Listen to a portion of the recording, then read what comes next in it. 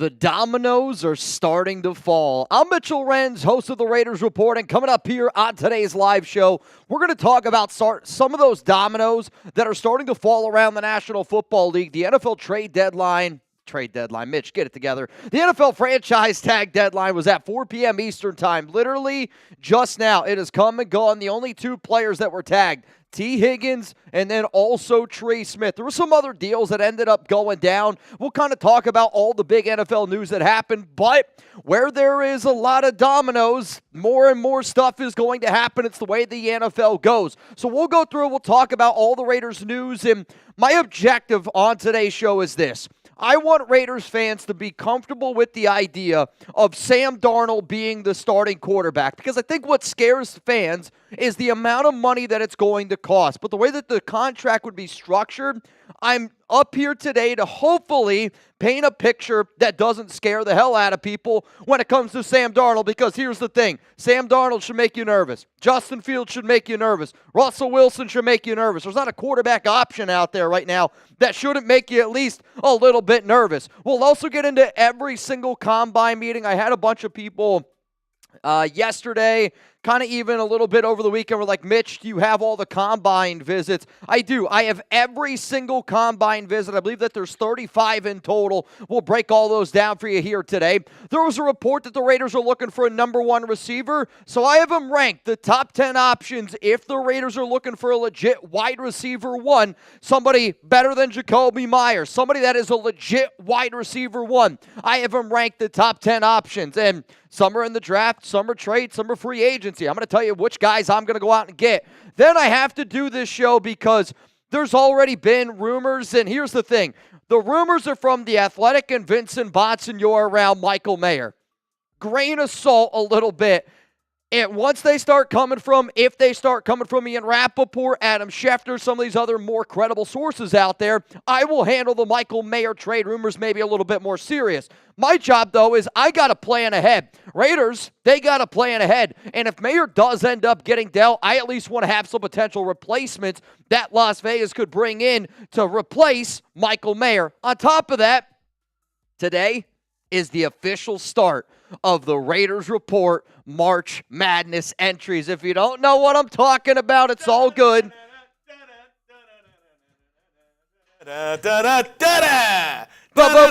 Basketball. Last year, David Zahn won $1,600. I sound echoey. $1,600 doing March Madness. We have an opportunity again this year to give away $1,600, but it's only going to be the very first 64 people that end up getting in. Zahn, I hate to do this to you, but no matter what, Zahn, you got to make sure that you're getting in this time. And I'm also going to tell everybody ahead of time on this one.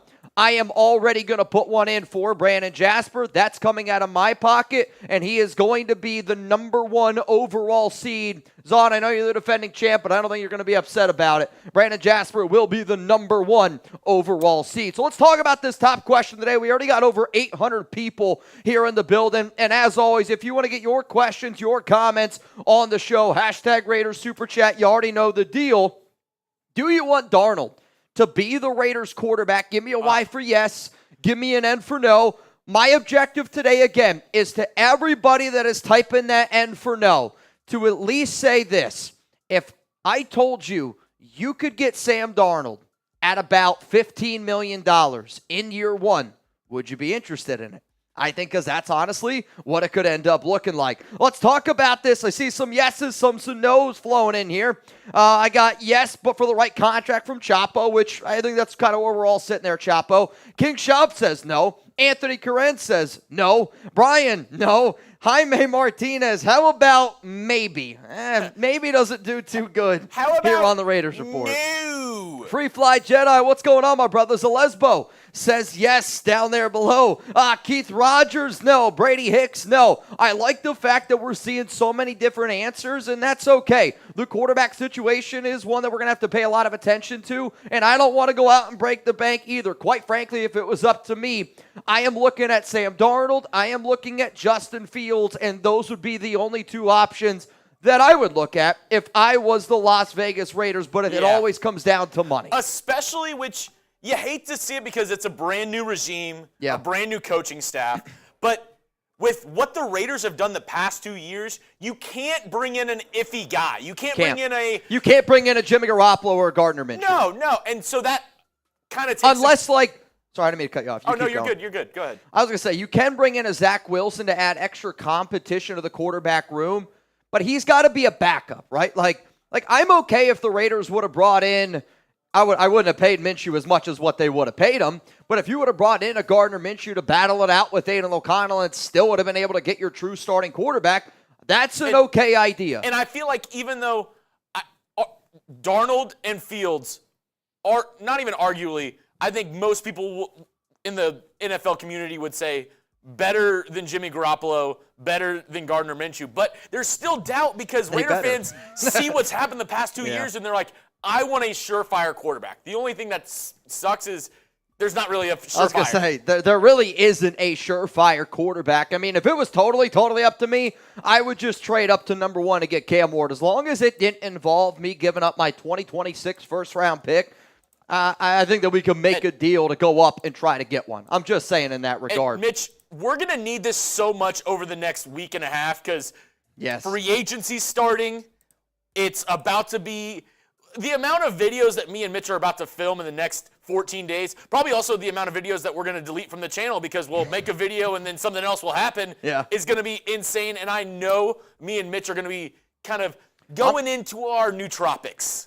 We're going to have to get some brand new super nootropics. And for those that do not know, we will be live next week every single day. Monday, Tuesday, Wednesday, Thursday, Friday. I bet you next week we're probably live a combined 20 to 25, 30 hours, just depending on how everything ends up going down. Now, there's going to be times where Chugs might not be the only producer up here with me. He's got to do his own stuff on top of that. But if you need to help stay focused, whether you're trying to stay focused at your job, whether you're trying to stay focused to the Raiders report, trying to stay up a little bit, use code DRAFT. You're going to be able to get 25% off at pandasupps.com. They got this brand new super nootropic, and I know sometimes that people don't know what a nootropic is. Here's what I would say. If you're somebody that wants to try to get off of energy drinks and wants to get off of caffeine and you want to go to a healthier way, pandasupps.com, code DRAFT for 25% off. Also, on top of that, if you spend over $100, the owner of Panda, he's a diehard Raiders fan. He's also going to hook you guys up with a shaker and a bag that you can kind of carry your, clothes in overall. But I love Panda, the super nootropics. They taste great. And if you have that little bit of a crash in the middle of your day, the nootropics are really here to help you kind of, keep the ball rolling. Let's go to Nick Sanchez here. I know this is the Raiders, but the Jets dropped Davante, and I just think that that's hilarious. I'm kind of with you here a little bit, where when we originally were talking about the Davante Adams trade and when the third-round pick happened, a lot of us, I would imagine, were kind of like, all right, yeah, that stinks. But at that time, we were also like, all right, I'm done dealing with this diva. Let's just move on already. I mean, the Jets essentially gave us a third-round pick for maybe 3 wins. They paid him a boatload of money, and they decided to move on from him today, which was the thing that I think was anticipated was going to happen. If I had to guess, I believe Davante is either going to go to the Los Angeles Chargers. I know that kind of hurts some of y'all. The San Francisco 49ers would be another team that I would throw out there. He wants to go to the West Coast. I also don't think that it's impossible for him to have a reunion back in Green Bay because that is a team looking for a true number 1 wide receiver. So let us know down below, where do you think Davante Adams is going to play next year? This also is a question and a video that we're going to put out on our Chat Sports social media if you want to check it out at Chat Sports. Where do you think he's going to play? Not to give away our short on Chat Sports, but I will tell y'all here, I chose the 49ers. I think it just makes too much sense. He wants to be on the West Coast, and I was thinking, okay, West Coast, you have the Seahawks. Doesn't really make sense there. They have kind of their own situation with DK Metcalf and everything. Yep.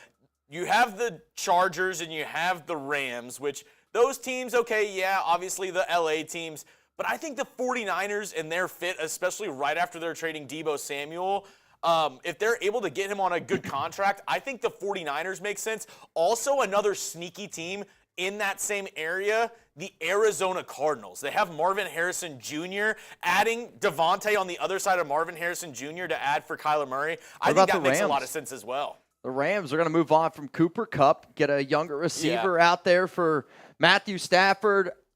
Adams' family lives on the West Coast.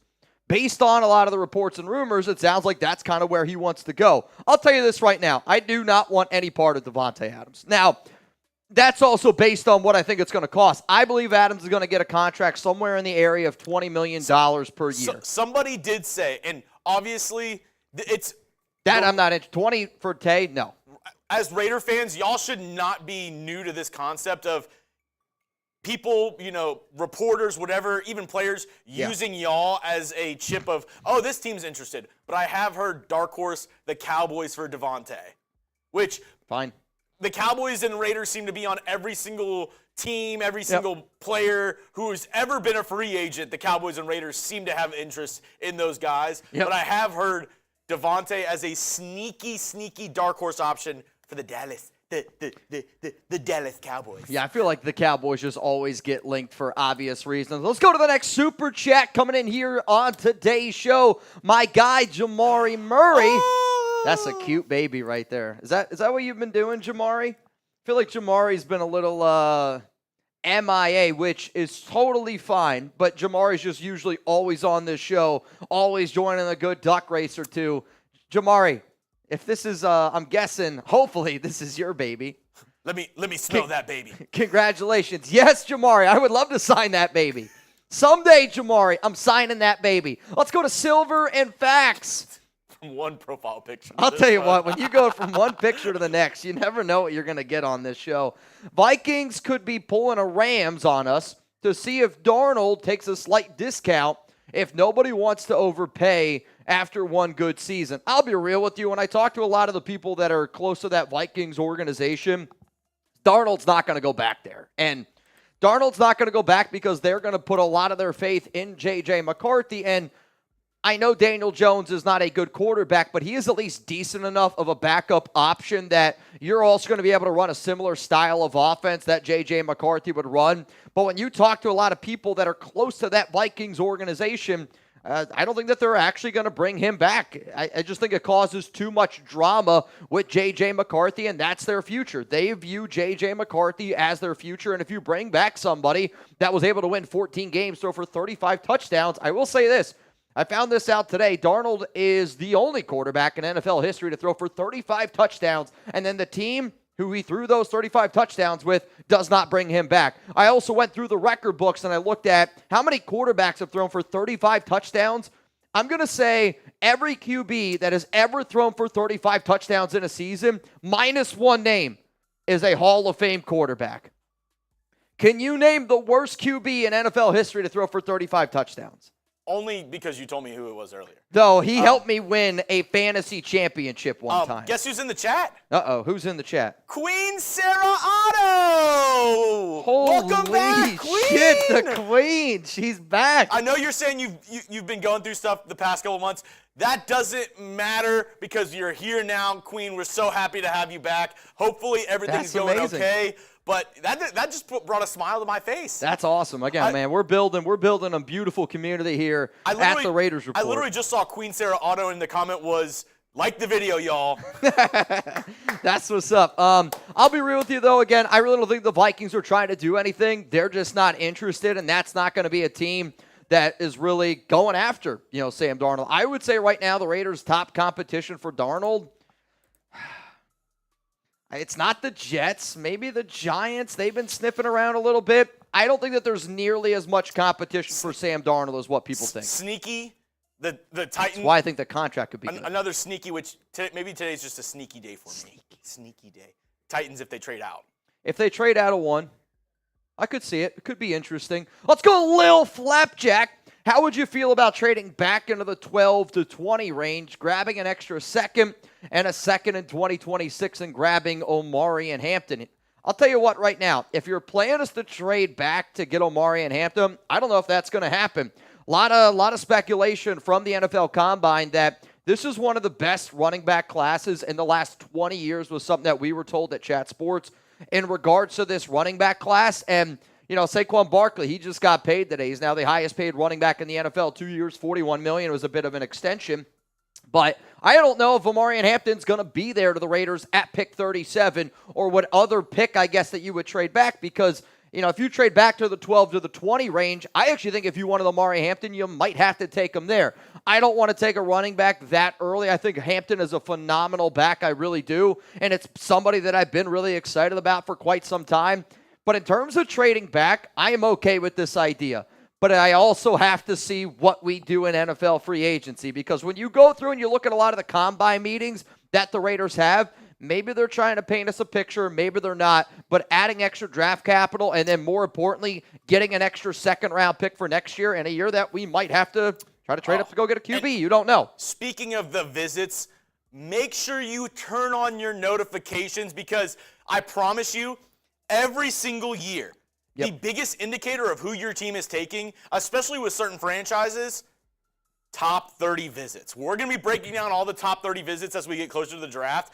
I was able to pick probably 2 or 3 of the guys that the Texans drafted last year based on who the top 30 visits were and who was left on the board. Yeah, I think when you combine top 30 visits and then also just visits in general from the NFL Combine, now important thing on that, for the Raiders, if a guy goes to UNLV, if it's local, that doesn't technically count as a top 30 visit, which there's going to be a few of those players, no doubt about it. But I agree with Chugs. Definitely be subscribed, have those notifications turned on. Did you hear that? What? Patrick B. Bang!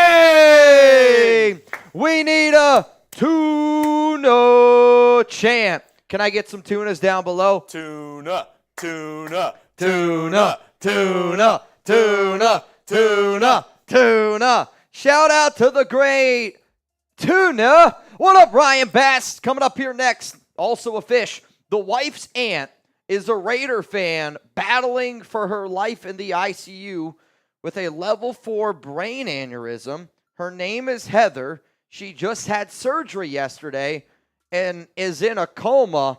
Prayers for Ryan Bass. I mean, I'll tell you this. That is devastating. I hope and pray for you and your family.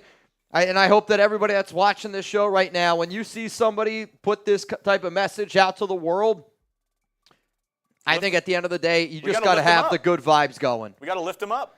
Got to lift him up, got to lift her up, got to lift that entire family up. Whether you bleed silver and black or not, we are a family here on the Raiders Report. Ryan Bass, I hope that I can bring some joy and some smiles to you, your family a little bit today, some of the content that we make. But I also hope that no matter what you guys are going through, man, we will do our best to rally behind you. Prayers up to Ryan Bass and his family. Let's go to silver and facts again. Every mock that I've done, trading back yields the best results with tons of value in rounds 2 to 5, including grabbing Dart late round 1 or Howard/McCord later. I think a lot of times when we do mock drafts, we expect that that's just how the NFL draft is going to go, where there's also a lot of times I don't know if a team's going to want to trade back. Usually in mock drafts, there's always teams that usually want to trade up, and I see it every time. It's a lot of the times why I don't trade back often because I have found myself almost every year being like, the Raiders should trade back. The Raiders should trade back. The Raiders should trade back to get more picks because we have a lot of holes on both sides of the football, which we do. I'll admit you can definitely build a very solid roster together from top to bottom, no doubt about it. And if the Raiders, let's say, spend big on quarterback, which we'll see how much it might cost them, but then also spend really big on free agency on some other key pieces, and then knowing that we didn't fill as many holes as we wanted in free agency, that's when I like the trade back method because then you could lock up some of those extra allocated picks for potential starters. Let's go to Gutierrez. And Justin Fields, Ashton Genty, Chip Kelly, I believe. Say his name and he appears. I believe in Chip Kelly. I believe in Chip Kelly. This WWE stuff is unbelievable. He's got the Raiders. I will admit, and this has kind of been something that I've said multiple times, like a Justin Fields, Ashton Genty-led offense is intriguing to me, and I do believe in Chip Kelly. I trust Chip Kelly and this organization to do a lot of the right things and to be able to get the ball moving in the correct way. What? You got to say, I believe in Chip Kelly. I believe in Chip Kelly. Matthew Lozano. So will we know about free agents Monday or not until Wednesday? Monday. So the legal tampering period begins on Monday. So the new league year itself, okay? New league year itself is March 12th at 4 p.m. Eastern time. But the legal tampering period is 48 hours prior to that. So, like, you will start hearing the Raiders are signing, Sam Darnold to a 3-year, $90 million deal. You could hear that on Monday or Tuesday, and then it would become officially official on Wednesday at 4 p.m. Eastern time. But we're going live on Monday. I believe that we're going to be live. I want to try to be live pretty early, in fact, on Monday. And it's going to be a long, long day, so be ready, man. That's all I'm going to say. I would say next week is arguably the craziest week at the Raiders Report, minus the NFL draft. It is game day 5 days in a row. My body hates me afterwards, but it's fun, dude. Free agency here, I promise you, it's a lot of fun. Let's go to Lost in Your Mom. Mitch, where did you get that all-black varsity jacket you were wearing a couple days ago? Stop gatekeeping the swag. I actually wish I didn't have to wear a coat, but for whatever reason, it's like the heat has just gone out at the Chat Sports studio since we have started, building all this new construction that we've just randomly had. I don't know where Alex got me that jacket, though, and I'm not going to lie to you. I have absolutely no idea. She found it. It literally could be a jacket from Walmart, Marshall's. I don't know where it's from. She got it for me 2 years ago, and I'll wear it on occasions, but I'm wearing a jacket again today because it's freaking cold in here, man. I have to wear long-sleeve sweatshirts, coats, just to get by in the Chat Sports studios. That's how cold it's been. Let's go to Knight. What up, Knight? Grass ain't always greener for Tay. It was infertile soil. Notice how he traded Waller to the New York for a third, won it, and lightning struck twice. Raiders. You're right, dude. I think far too often people just assume that a situation is going to be better instead of looking themselves in the mirror and going, all right, well, how am I also a part of this solution? Because anybody can be a problem. And don't get me wrong, the Raiders had a lot of problems with Davante Adams. We know this.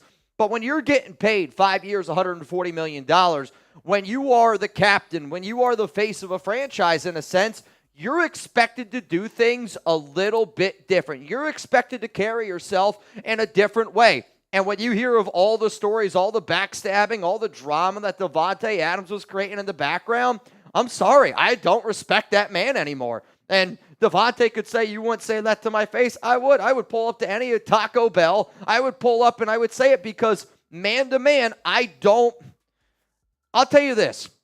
I would never want my kids to see the way that Davante Adams handled that situation. If I was a young man and I wanted to get my son, my daughter involved in sports or just show them what correct decision-making looks like, I wouldn't show them what Davante did because the way that Davante handled it was one of the worst ways that I think that you could have handled that situation. Davante handled it like a diva, and I think even Davante himself would admit that. And if he can't, you should look yourself in the mirror there, Tay. Let's go to Sal. Who is a beat writer you suggest? You guys are not going to like my answers here. I don't think that Vinny is I think Vinny is okay, right? Where anything Vincent Bonsignor says right now, I'd say, you should take it almost as if it's what I say here on this show, where Vinny, I think, takes reports that other people say, like Adam Schefter, a lot of these other guys, and puts his own little spin on it. Hondo, unfortunately, I don't think has any sources, and then Vic Tafer, and then to Sean Reed. I mean, for guys that are in the building, I think it's a lot of swing and misses, where I know how difficult it is to be a content creator. And quite frankly, I would look at these guys like Bonsignor, Hondo, the dudes from The Athletic as content creators more than beat reporters, where they're throwing stuff at the wall. They're trying to see what sticks. And I do the same thing, where the shows that I'm going to do today, potential Michael Mayer replacements. I'm going to do a show today around a report that the Raiders could add a wide receiver one. There's a chance that those things can happen. But to say that anybody that covers the Raiders now from an actual beat reporter standpoint has inside sources, I think you're lying to yourself to think that those guys have inside sources. And I hate saying it because I know how difficult this job can be, and I know how difficult it is to get sources and how difficult it is to have those inside sources when you have so many different changing regimes. But I also got to be honest with y'all. What up, Sacktown? Nabman and me are trying to get access to the Oakland Coliseum to spread some of Tuna's ashes. Spread any ideas? Oh, man. I mean, I'll tell you this right now. If you guys are able to pull that one off, that would be incredible. They had their last. If the A's were playing, I was going to say you could probably easily get a ticket to the A's game, put it in your pocket, and. Yeah, I mean, that's true. You definitely could do that. Though, I almost just wondering, like, if you started, like, in the BART and you came through, like, the chain link fence tunnel, whatever. What is that called? I don't even know. But you come through that tunnel, spread it a little bit there, spread it along the tailgate area. That would be cool. I don't know, man. I also don't want you guys to get in trouble, and I also don't want them to remove the ashes. You know what I'm saying? Like, so just make sure whatever you guys do, maybe don't put it on a show. Just be discreet. Let's go to God Family Raiders for Life. Speaking of tuna, Mitch, did you get your birthday gift? I don't know if I got my birthday gift. My birthday was on February 20th. Didn't you say all you wanted for your birthday was a big booty Latina girl? Yes, you're right. That's exactly what I said. King Ching. I don't know. Did you send it to you obviously have the Chat Sports address because I have this, and I've had this for a while. What's good, This Mitch? is from God Family. Been a minute, brother. I just wanted to know, is K-Mac coming back? I don't think Khalil Mack's coming back, and this is another one where I don't know why the Raiders would do it. And I know Khalil Mack has got a special place in Raiders fans' hearts because, first off, he should have never left, to begin with. The trade, I understand if you're trying to recoup some first-round picks, but those first-round picks, let's be honest, were not even close to as good as what they should have been. The only reason why I don't see why you would go out and do this move is because you're going to pay Khalil Mack then, let's say, $22 to $23 million per year. On top of that, you still got to give Max Crosby a brand new contract, which we're getting really close here to David's on. The Max Crosby contract situation being an interesting one. And I've said it before, March 11th is the most important day in Max Crosby's life, and it could be him just waiting for March 11th to get that extension done. I would just rather Las Vegas bring back Malcolm Kuntz. I'd rather the Raiders bring back Caleb Von Chasen, and then you would still have an additional probably, $6 to $7 million to be able to spend on another free agent instead of just bringing back a 33, 34-year-old Khalil Mack. I love Khalil Mack, but I would rather us go a little bit younger and pay Max Crosby. What up, Raider Prime? Kobe Carson, yes, Chat Sports does have security. You actually can't even get into the building unless you have the proper identification. Yeah, I promise you this right now. Nobody here could get into Chat Sports. 0% chance. What up, Raider Prime? How quick you think the Raiders get a QB? Quick and aggressive. Monday. I was told by a really good source, that's why I did the video that I did a few weeks ago, that the Raiders will add a quarterback early in the offseason because they feel that they have to. And then, you saw some of those rumors around Matthew Stafford. I'll admit, when I first put out that video, Matthew Stafford really wasn't on my radar. It wasn't a name that I heard too much about. But I'm telling y'all right now, I think Monday we will know who the Raiders starting quarterback is going to be. And it's one of the reasons why I'll keep saying, you can say, hey, I want the Raiders to draft Shedeur Sanders, Jackson Dart, Will Howard, any name out there. That QB is not going to start in year one. And I don't care where they draft him. The only QB the Raiders would ever consider starting from this draft is Cam Ward in year one.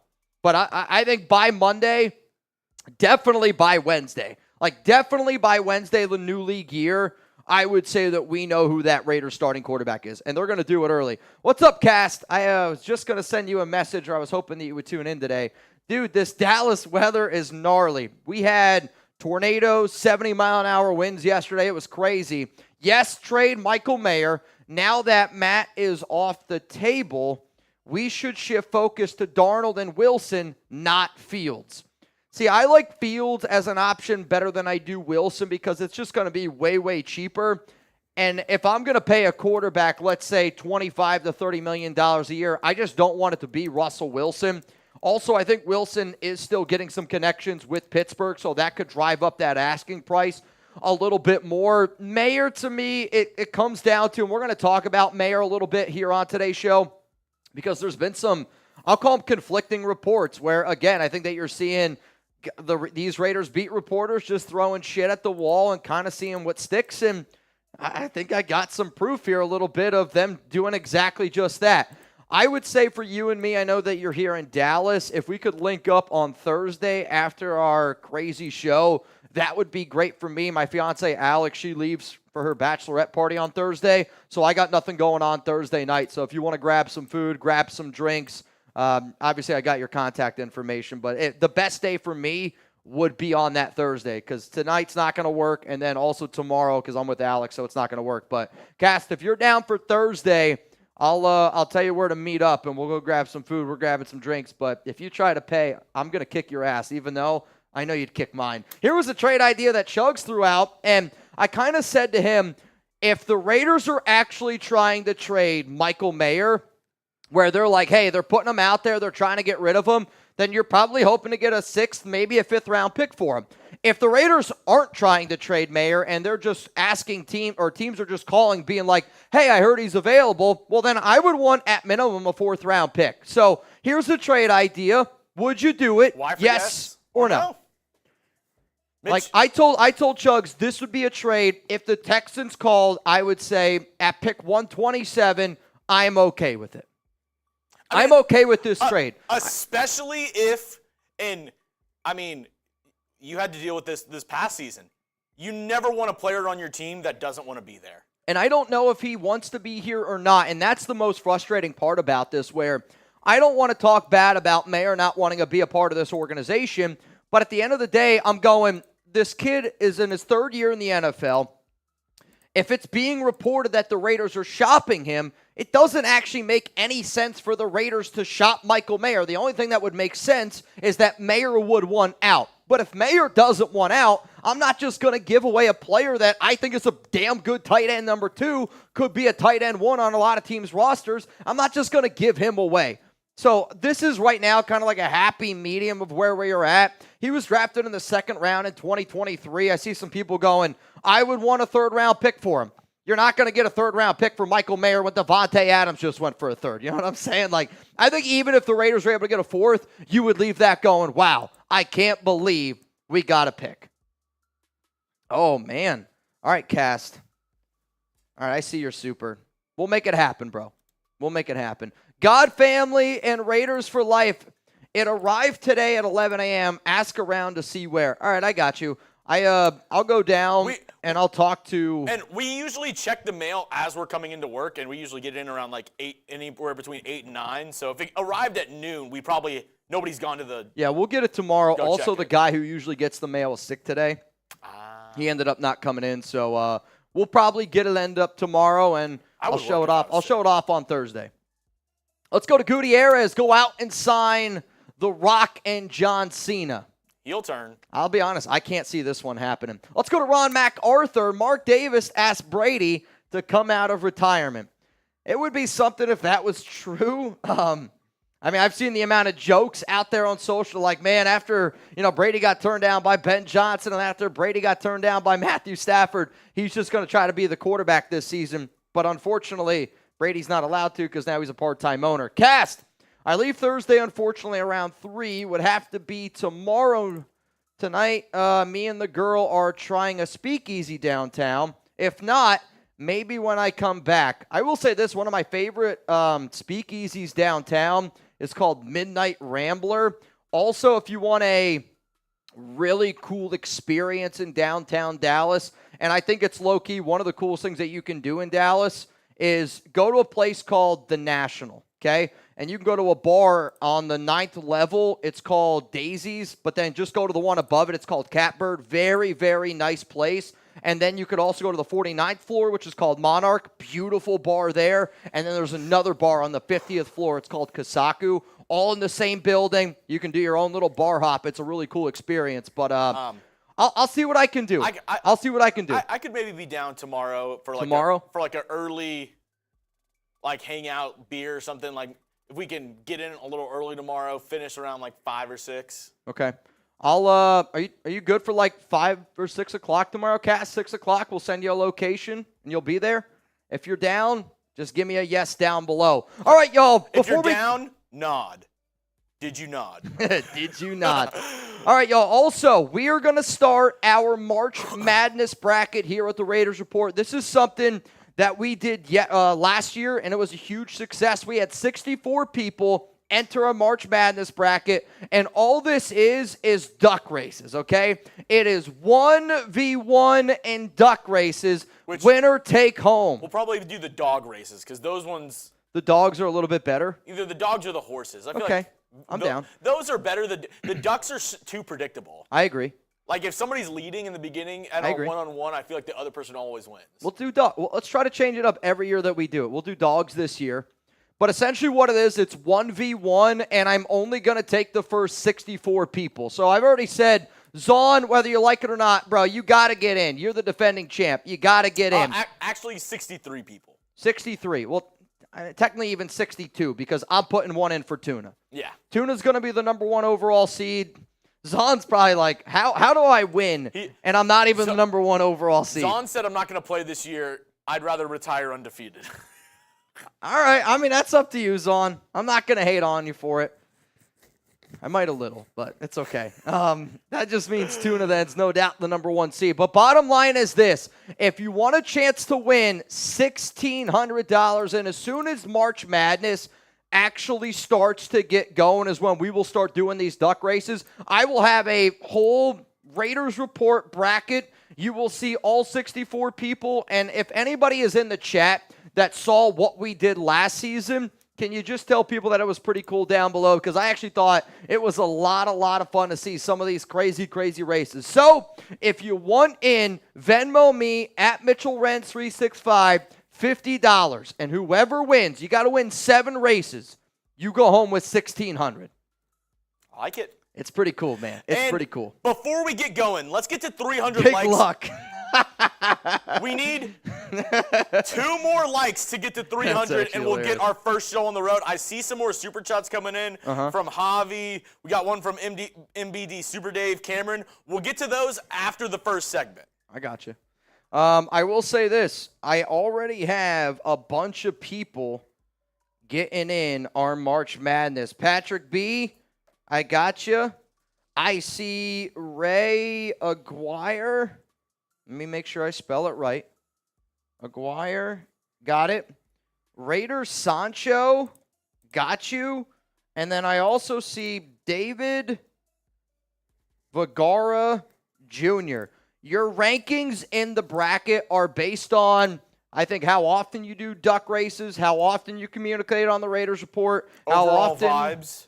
And overall, the good vibes. Yes, that's how your ranking is. If you don't like your ranking, don't take it personal. A lot of times it's also a little bit just randomized up there. All right, so here's what I want to do. I want to get into the very first segment coming up on today's show, and it's going to be around Sam Darnold. It's going to be around some of the NFL news that we kind of saw today. I'm also going to have all of the combine meetings that the Raiders had over the weekend. But my objective, to make you feel good about the idea of the Raiders signing Sam Darnold. To the super chats that we got, we will get to them after the first segment, which I believe is MDB Super Dave, which is where we'll lead off. If you guys already want to get some of those questions, some super chats flowing, that way we can hit them right after that first segment. That's what we're going to do. Panda Supps is the sponsor. Coming up, let's talk about some Raiders news. Let's talk about some rumors and all the combine meetings that the Silver and Black had.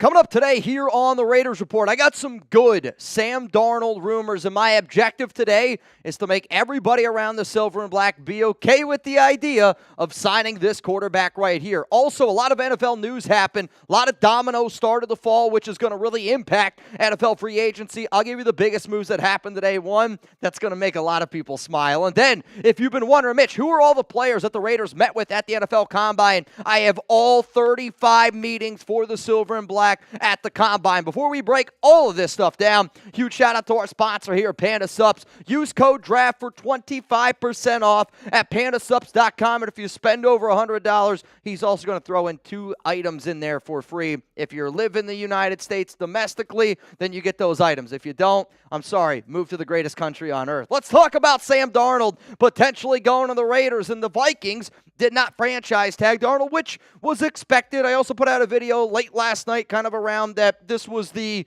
move that the Vikings were going to do. Also, according to reports, Minnesota just thought that it was a little bit too much money to tag Darnold when they also had J.J. McCarthy on their roster. Here's the thing. The Raiders are 100% interested in Darnold. This is not new information. It has been reported by Adam Schefter. It has been reported by every basic actual NFL insider. And I know that originally it was reported that the Raiders are not going to spend big on a quarterback. That was reported by The Athletic. I'm going to take what Adam Schefter had to say over anybody from The Athletic. And here have been the quarterbacks that I know for a fact that have been linked to Las Vegas. Sam Darnold, Justin Fields, Russell Wilson. Those are starting caliber options. But it's something that Pete Carroll has said over and over again. He has said that he wants to add competition to the quarterback room. I'm telling you right now, Zach Wilson is on the Raiders' radar. It's a fact, but it's not on the radar in terms of being a starter. It's on the radar to be that quarterback, too, to battle it out with Aiden O'Connell, because that's what Pete Carroll quarterback rooms have always looked like. So I wanted to show you how much money it could potentially cost for all 4 of these options. Spotrac is on the left.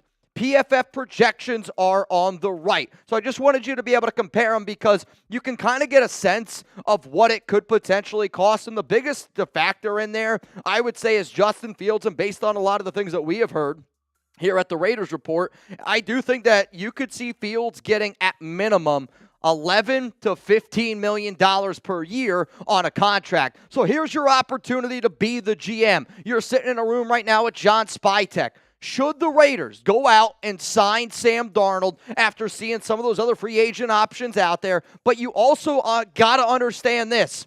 And I know I'm somebody that wants the Raiders to draft a quarterback too. But you got to understand, Cam Ward is the only quarterback that the Raiders would consider starting in year 1. They wouldn't start Shador. They wouldn't start Jackson Dart. They wouldn't start Will Howard, Jalen Milroe. Doesn't matter the name. They wouldn't start in year 1. So no matter what, you got to add a quarterback early in free agency, which is exactly what Las Vegas is going to do. Should the Raiders sign Sam Darnold? Type Y for yes, type N for no. This is going to be the YouTube ad break. Let me know down below.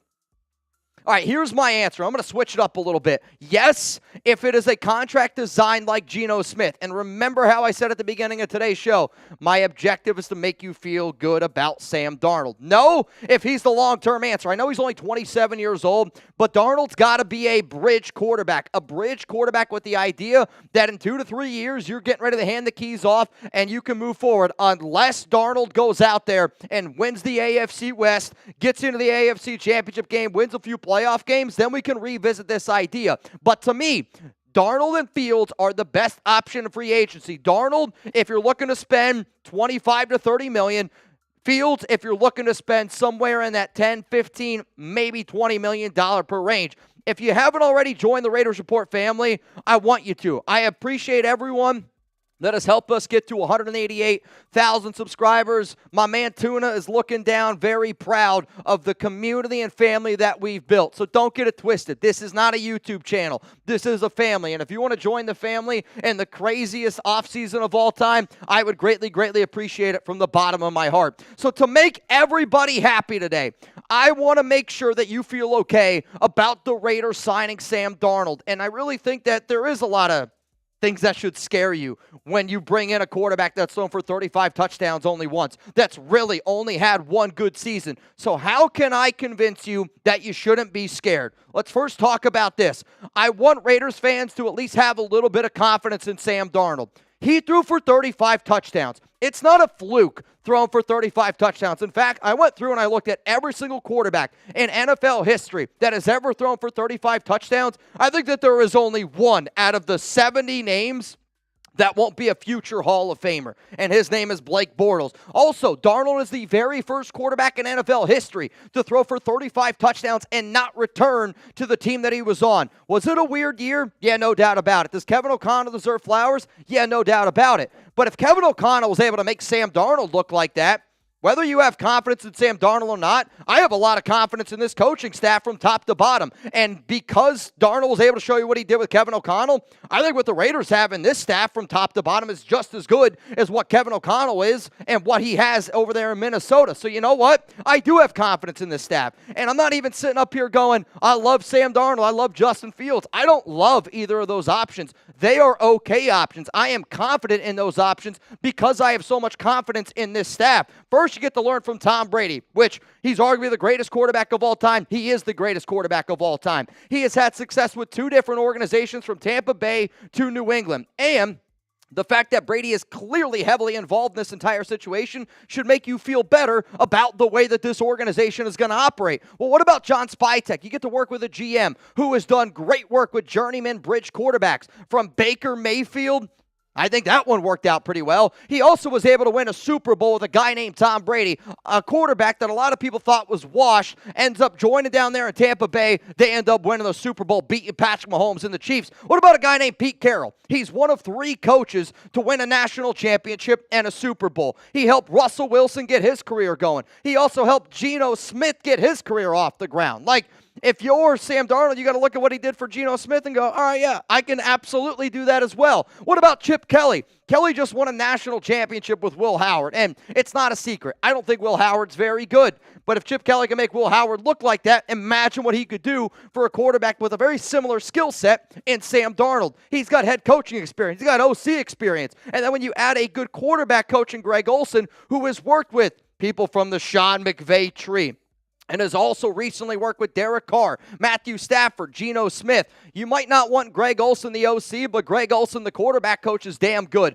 I have said it before. I think the Raiders are the perfect destination for Sam Darnold. And I don't know if Sam Darnold's going to be the perfect fit for the Raiders. To me, all I can control then is the contract. And the contract is what scares people from Darnold, because I get it. I don't want to pay Darnold $40 million a year. I don't want to give him a Baker Mayfield type of deal, 4 years for 160. But if the reports are true that the Raiders won't spend big on quarterback and that the Raiders could potentially offer Darnold a Geno Smith type of contract, I think that you guys should be excited about that, because Geno signed a 3-year, $75 million deal back in 2023. If you don't know what that contract looks like, this is how it looked. It was 3 years, $75 with $40 million guaranteed. Geno Smith's cap hit in this first year, 10.1. Cap hit in the second year, 26.4. Cap hit in the third year, which you can get out of, 44.5. So if you're the Raiders and you design a contract and you got the guy that literally designed this contract with Sam Darnold, you should jump on board, because this is what I think it could end up looking like.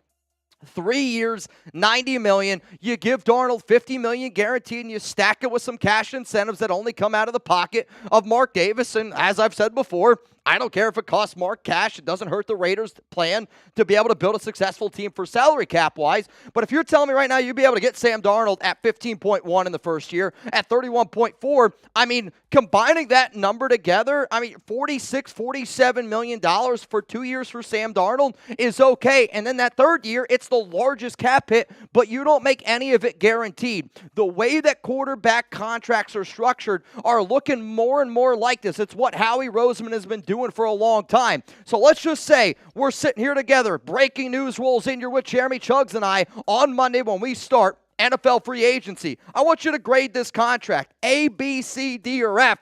How would you do this for Sam Darnold? And I'm telling you this right now, if this is the contract that ends up rolling in for Darnold on a cap hit basis per year, it is an A grade from me. Don't get me wrong, Justin Fields' contract would be less and less and less, right? Kind of like this. The Russell Wilson contract would be less, but all I care about is trying to win football games in year one, get the ball rolling a little bit, and if Darnold throws for 30 touchdowns, 30, even 26 touchdowns, I mean, we have finally got a quarterback, and that's at a damn good price tag with how much money we have in salary cap and how much draft picks we have out there. Coming up next here, let's get into some NFL news that you need to see. And I mean, there was a lot of shit that happened today. A lot of dominoes ended up falling, and I think that there's a lot of stuff that's going to make you smile here on today's show. Before we get into it, though, huge shout out to our sponsor, Panda Supps, and I want you to try out their brand new Super Nootropic. Use code DRAFT at 25% off at pandasupps.com. You can get the Super Nootropic and strawberry watermelon, peach mango, and pink lemonade. Sustain energy and boost mental clarity with our premium Super Nootropic Focus from Panda Supps. Accomplish all of your daily tasks with our powerful Nootropic Focus. This formulation, designed by experts, assists with helping you maximize focus and sustain energy levels all day long, while also optimizing your performance throughout your entire day. Just one scoop of focus pushes you to amplify your workout, whether you're a gamer, a fitness enthusiast, or just looking to improve your daily productivity without the crash that so many other products on the market today have. If you're trying to get off caffeine, if you don't want to drink these energy drinks, if you need something that wakes up your mind instead of waking up your entire body, I'm telling you right now, Super Nootropics are going to be in the rotation during NFL free agency week for Jeremy Chuggs and I think that you guys would like it as well. Pandasupps.com, code DRAFT, links down in the comments and in the description of today's show. So let's kind of go through here and look at some of the big NFL news that happened today. The first one is, well, not the first one, but the first one I want to talk about. The Jets gave up a third-round pick for Davante Adams, and who ended up playing only 11 games for them. They clear $30 million in cap space. I know that there's reports out right now that the Raiders want to bring in a number one receiver. I want nothing to do with Davante Adams. The only way I am interested in the idea of Tay rejoining the Raiders is if he takes a deal that's a very cheap deal that proves to me that he cares about more than somebody than himself. What about Adam Schefter? A big trade that ended up going down. The Rams ended up sending Jonah Jackson to the Chicago Bears, so there's a little bit of a trying to think of the right word there.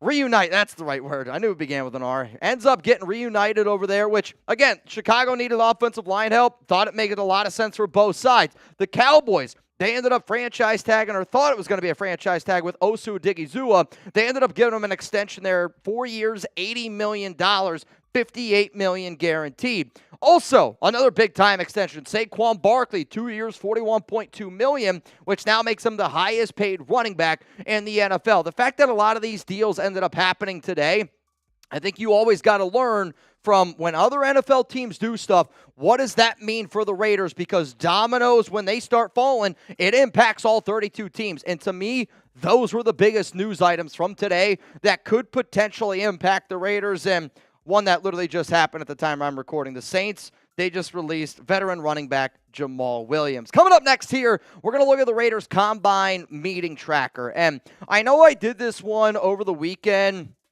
last week when our Chat Sports team was down there in Indy, and I only went through some of the names that we got at that time. I actually don't think that quarterbacks, offensive line tested yet. So what we're going to go through here is we're going to go through every single player that the Raiders met with at the NFL Combine. First, let's talk about the quarterbacks. These are the 6 QBs that Las Vegas did end up meeting with, according to what we have been told. Cam Ward, Shedeur Sanders, Jackson Dart, Quinn Ewers, Kyle McCord, and Will Howard. I will also say that I was told that the Raiders were impressed by Jalen Milroe, but based off the Combine visits, I don't know if they actually ended up meeting with him in a, formal setting. More running backs here the Raiders ended up meeting with: Quinshad Junkins, Trevion Henderson, and Ashton Genty. So I'll tell you what, it's kind of an interesting list. Obviously, we know Chip Kelly's got his connections to Ohio State, but then the only other back was Ashton Genty. Something to think about. Wide receiver visits. You got T-Mac, who's probably going to be in the top 6 picks there. Emeka Ibuka, wide receiver from Ohio State, probably going to be a first-rounder. Jalen Noel and Tez Johnson, more of day 2 type of prospects. I don't know if Jalen Noel falls to round 4. I'd be ecstatic if he did. No, I know, but I'm like, Tez will definitely go a little bit earlier, but both wide receivers to keep an eye on. Offensive line. This one I thought was really interesting. They met with 2 offensive tackles, one from William & Mary, another one from Oregon, only 2 offensive line visits. Again, formal meetings at the Combine is what we are discussing here. On the defensive line, 4 edges, 1 defensive tackle. That defensive tackle that they ended up meeting with was Mason Graham. Obviously, the names down there you should look at. Mike Green didn't have that good of a combine. Josiah Stewart, but JT Tulamalo, however you pronounce that last name, he's on the radar as well. Every Ohio State prospect the Raiders are going to be paying a very close attention to. On the defensive side of the football, continuing here from a cornerback standpoint, I love the cornerbacks that the Raiders met with. And when you look at a lot of these names, all of these players are going to go in the first 2 days of the NFL draft. Maybe, just maybe, Kobe ends up sliding to round 4 because he did struggle a little bit. Same with Benjamin Morrison. But Jahdae Barron, Will Johnson, I love me some Siobhan Revel. Trey Amos is another very sneaky option on day 2. From a safety standpoint, they met with a lot of safeties, and that's what's going to happen when you're trying to replace, Trevon Merrick and Marcus Epps. The one name that I love on this is Xavier Watts. He's probably one of my favorite safety prospects in this year's class. Also, Malachi Moore. I don't know exactly when you're going to be able to get him. I see him go really, really late in mocks. But Malachi Moore has been a name that I've heard a few times around the Raiders' locker rooms. And then, final, the linebacker position from Danny Stutzman. Carson Schwechlinger, who I love watching him play. He's just one of those fun linebackers that's always in the right spot at the right time. Cody Simon from Ohio State, and then Jackson Woodard. Jackson Woodard is one of those players where when the Raiders do their official top 30 visits, that one's not going to count as a top 30 visit because he lives in the area. Therefore, they don't have to count it as a top 30 overall visit. That is every single player that the Raiders had a formal meeting with at the NFL Combine. If you haven't already, give me a follow on Instagram or Twitter. I'm at Mitchell Renz 365, and I'm telling you this right now. We already do a lot of content on the Raiders Report. Wait till you see how much stuff that we do next week. You're probably going to be getting 25, 30 hours of me on live, and that's not counting all the other stuff that we're going to be providing. If you want the best free agency coverage around the Las Vegas Raiders, you better make sure you're subscribing. You better make sure that you're joining us because we're going to be live Monday, Tuesday, Wednesday, Thursday, and Friday next week here on the Raiders Report. Let's go to my man, MDB Super Dave. Michael Mayer's best years are ahead of him. With Pete and Chip, the best bet for both Raiders and Mayer is for him to stay on the team and build his stock. I can sit up here and I can say I agree and disagree. I actually don't know if it's in the best for Mayer to stay a Raider, and I only say that because he's never going to be the tight end one. And Mayer probably wants an opportunity to be the tight end one. He might not admit that publicly, and I don't blame him for not admitting it publicly, but I also can't imagine that a player that really did think that he was going to go in the first round of the NFL draft doesn't have the ability to be a true tight end one on at least one NFL team out there. I want the Raiders to keep Mayer because I do think that he's a good player, and I think Mayer and Brock Bowers is a hell of a young tight end duo that we could do some serious magic with going forward, especially if this is going to be a football team that wants to stay balanced, run the football, and throw the rock. I mean, Mayer can do it all. But if a team came along and said, hey, you're going to be the number one tight end on our roster, I mean, I think you'd have to imagine that that's a better opportunity for Michael Mayer. Let's go to Raider Muerte, sending in the good vibes. Appreciate you, my man. Always sending in the good vibes. Javi, do you think with rumors on a one receiver, was that a hint at T-Mac in the draft, or will they really go after Metcalf? Also, what are the top free agent receivers? You are going to love the next segment that we do on this show. Oh, wow. When I tell you everything that you just asked me is our next show, I'm serious. Everything you just asked me is the next show. Talk about T-Mac in the next show. Talk about rumors on number one receivers in the next show. Top free agent receivers in the next show. And also, I don't usually do this, but I rank the top 10 number one receiver options for the Raiders, but I just combined it. It's free agency, draft, and trades, all combined in one, the top 10 options. So, Javi, if you want, man, the next 15 to 20 minutes, you're going to be rock hard. Cameron. Let me get the tissues. Yeah, go get your Johnson & Johnson. Clear your history. It's going to be a mess. Cameron, Mitch, I saw a mock that has Ward sliding to us at 6. It's not going to happen. I would say the furthest Cam Ward slides in the draft is pick 3, and he doesn't get past pick 3 because if he goes to pick 4, I don't care how much money the Raiders just paid Sam Darnold. If Cam Ward's there on the board at 4 with the New England Patriots and you don't pick up the phone and you don't make that trade, then I'm going to lose a lot of hope in this organization. But He's going to be a top 3 pick. I promise you that. Let's go to David Zahn. If I'm trading up, I'm not signing Darnold. If I am not, then, yeah, I'll think about it. Nope. I'll thunk about it. Excuse me, Zahn.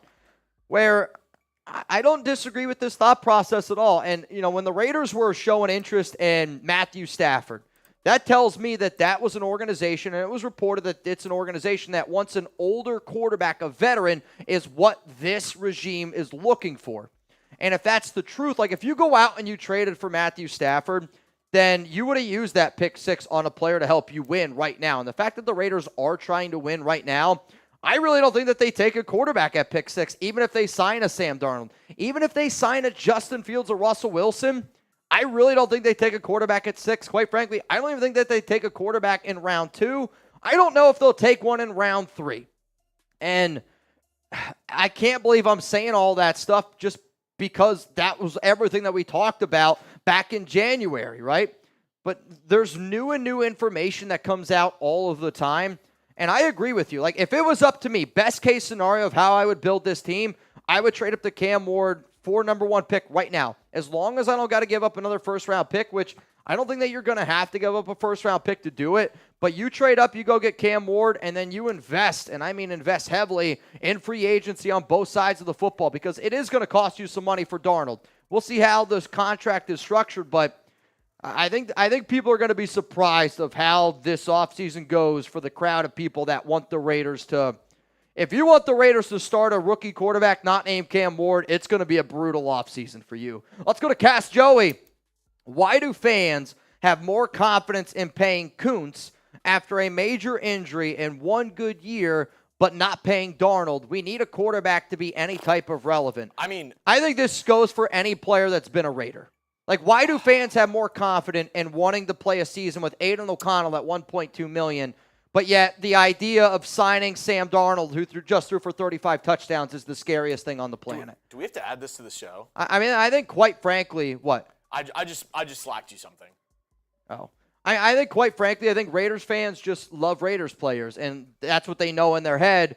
And because they watch so many Raiders games, they just have that stuck in their head. But I agree with you. Like, I don't understand. And quarterback's the more important position. I think that's more of what it's about of we got to be able to find a franchise quarterback, and people just don't view Sam Darnold as a franchise QB after 1 good year, which I don't know if I view Sam Darnold as a franchise quarterback.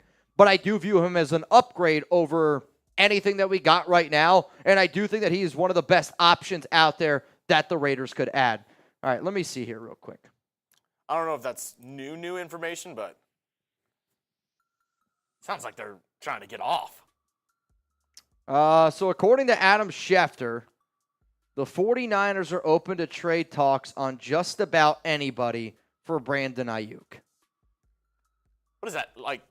And did you see that weird post that Chase put out earlier? Yeah, I don't know what he said. Where you had that cryptic Instagram post? Yeah, I mean, these players that put out cryptic shit and then get upset when guys talk about it is the most middle school bullshit I've ever seen. Do you want me to add maybe just a player bio at the end with that, or what, for the number 1 receiver thing? Yeah, I think that's a good idea. Honestly, you could probably add that, and you could probably also add like the Davante Adams like social that we used before. And just say, like, I'm not interested. Because when we first made the show, Davante was not available. So just have that social and this social? Yeah, I think you're good there at the end. Okay. I mean, trading for Brandon Ayuk, okay? Which, this is kind of interesting, okay? And I'll tell you what. I think a lot more people would be interested in this idea. Let me know why for yes and for no. Do you have any interest in trading for Brandon Ayuk? And I got to actually see how this contract is broken down, because by me looking at this deal, the way that I am looking at this deal, the Raiders could trade for Brandon Ayuk this season. Ayuk would be $1.2 million, okay? $1.2 million is what Ayuk, I believe, would be this season because of the way that they already structured his contract. And then here's the thing. $0 million guaranteed after that. In 2026, 2027, and in 2028, $0 million guaranteed. I loved Brandon Ayuk, but what scares me about Ayuk is dude got lazy and he got bad really quick. He turned into one of the best receivers in the NFL to one of the laziest receivers really quick. And, I mean, that's the truth. That's the truth. I know. I'm trying to go through the contract. It's kind of a complicated because there's a lot of void. So his void years are tapped into it, which void years make understanding contracts very difficult. But hypothetically speaking, from what I understand, looking at this right now, it would cost the Raiders salary cap wise about $1.2 million this season, and then it's $16 million, but it's $0 million guaranteed in 2026, and then $42 million in 2027, $0 million guaranteed, $44.1 million in 2028, $0 million guaranteed. Rebel, I know you follow everybody here at Chat Sports. Go look at Chase Sr.'s Twitter, because he was tweeting about Brandon Ayuk earlier. Maybe he's out. I don't know if he's in the bullpen right now. Maybe he can give us some clarity on it. Yeah, I don't know. He is out there right now, but it's a weird situation. Let's go to MDB Super Dave. I would love if Watts goes to Vegas. Xavier Watts is a really fun, versatile safety that I do know for a fact had a really good meeting with the Raiders. We actually got some pretty good clips of Xavier Watts at the Combine on top of that, but you're going to have to take him, though, at pick 37. That makes me a little bit nervous. I really don't think he's going to be available at pick 68. Now, we've seen safeties slide in the past, and you would almost have to hope that he slides a little bit. But for all of the other Raiders' needs, drafting a safety like Watts in round 2, I don't love. Like, I love the prospect. But if the Raiders take care of a lot of their other needs in free agency and safety is still a big need for this team, which when I say big need, it means we don't bring back Epps or Merrick. We only just re-signed Isaiah Palomau. If safety is still a need, then Xavier Watts will be intriguing to me. Cameron, Judkins better versus Penn State than Genty straight up. You also got to look at the different teams, right? Like, and I don't want people to just turn on the Penn State tape for Genty and be like, see, he's not good against quality competition.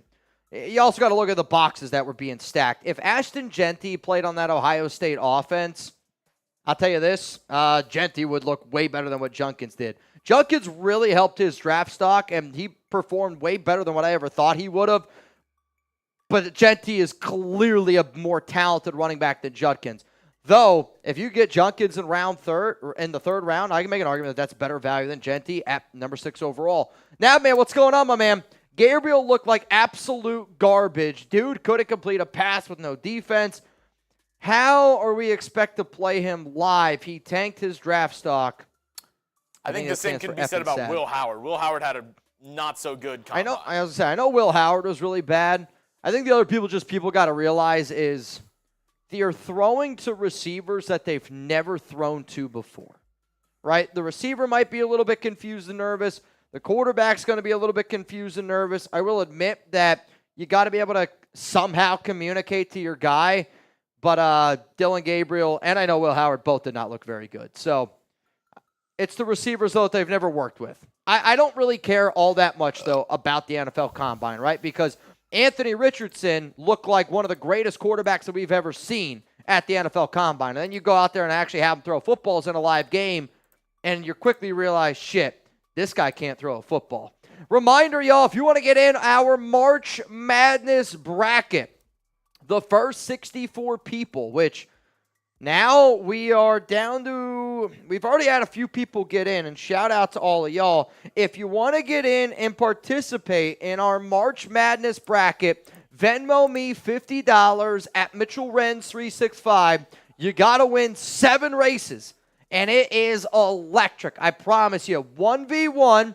If you win, you advance. Survive and advance. Survive and advance. And this is the best thing about Chat Sports. We have our 49ers guy right here, Chase Sr., coming into the studio. I asked him to come in because we've got a couple questions about Brandon Ayuk and trading him, what the deal is with the 49ers. Here's our 49ers guy, Chase Sr. What's the update on Brandon Ayuk, and what do you think about the 49ers' outlook on trading him? Well, he posted something on Instagram, and I have no idea what he said. He looked homeless. Yeah. I tried to translate it. I don't know what he was talking about. But I asked John Lynch directly last week about the Niners trading him. He didn't shoot it down. And he basically said that we're trying to get younger and we're trying to manage the salary cap a little bit after being one of the highest spending cash teams over the last few years. So I wouldn't rule it out. I know they're taking calls on Ayuk. I just don't know a team that's going to trade for him after he got $120 million, $30 million per year, and he's coming off like an ACL, MCL, and other structural damage. What do you think it would cost? Like a fourth? Third? So I said best case scenario for Debo was a fourth. They got a fifth. I'd say best case for Ayuk is a third.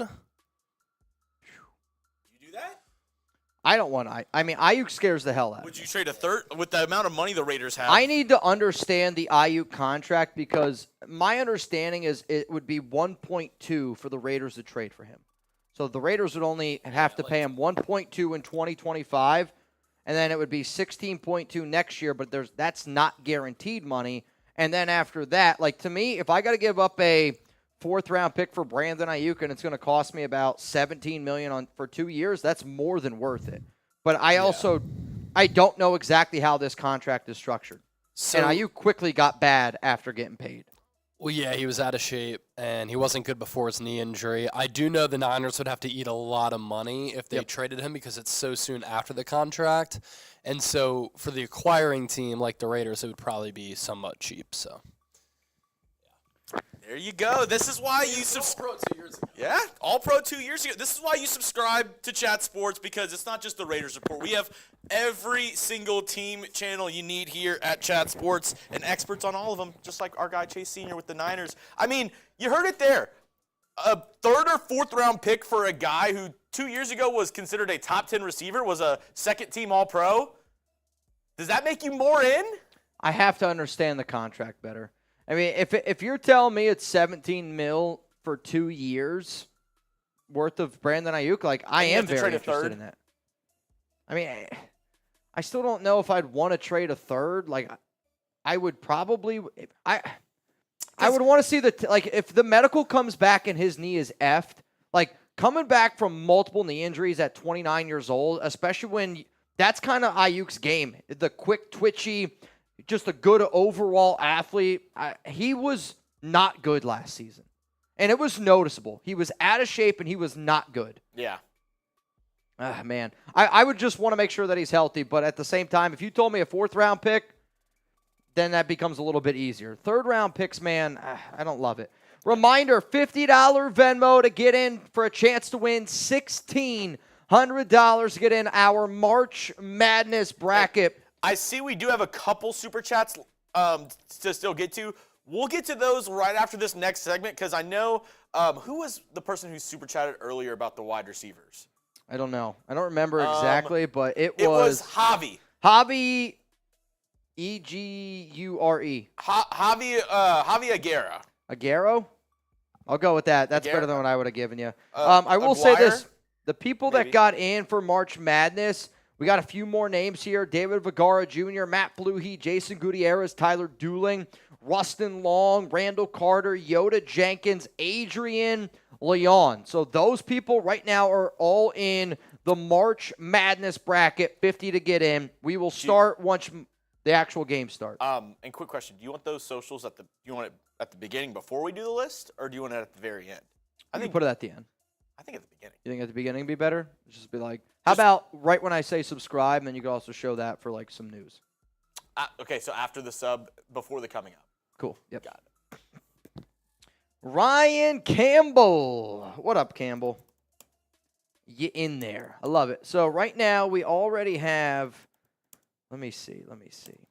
We got 13 people in this March Madness bracket. And I'm telling you, they will fill up quickly, especially next week when we're live. I wanted to be able to give the OGs a shot first on Tuesday and on Thursday because next week you're going to get a lot of new people that don't always watch the show Monday through Friday just because of free agency. So I just wanted to give the OGs a shot to get in first. But I'm telling you, they will fill up by next week. Hell, they might fill up by Monday. Like, I think, honestly, by the end of Monday, because of the amount of eyeballs I have, I'm expecting to get on Monday. I think that all these spots will be filled by then. So if you want to get in, now's your time to get in. All right, Chugs, let's talk about some wide receivers because it's been reported that the Raiders are interested in adding a number 1 receiver. So I'll admit, I think that Brandon Ayuk probably deserves to be on this list. We are 4 likes away from 500. We are 4 likes away from 500. Just putting that out there. Yeah, you were probably right. It's probably better to get those names in early to just explain that this news happened after the fact that we built it. All right, fair enough. Rebel said, make it 69 people get in. I can't make it 69 because then we can't do the even race.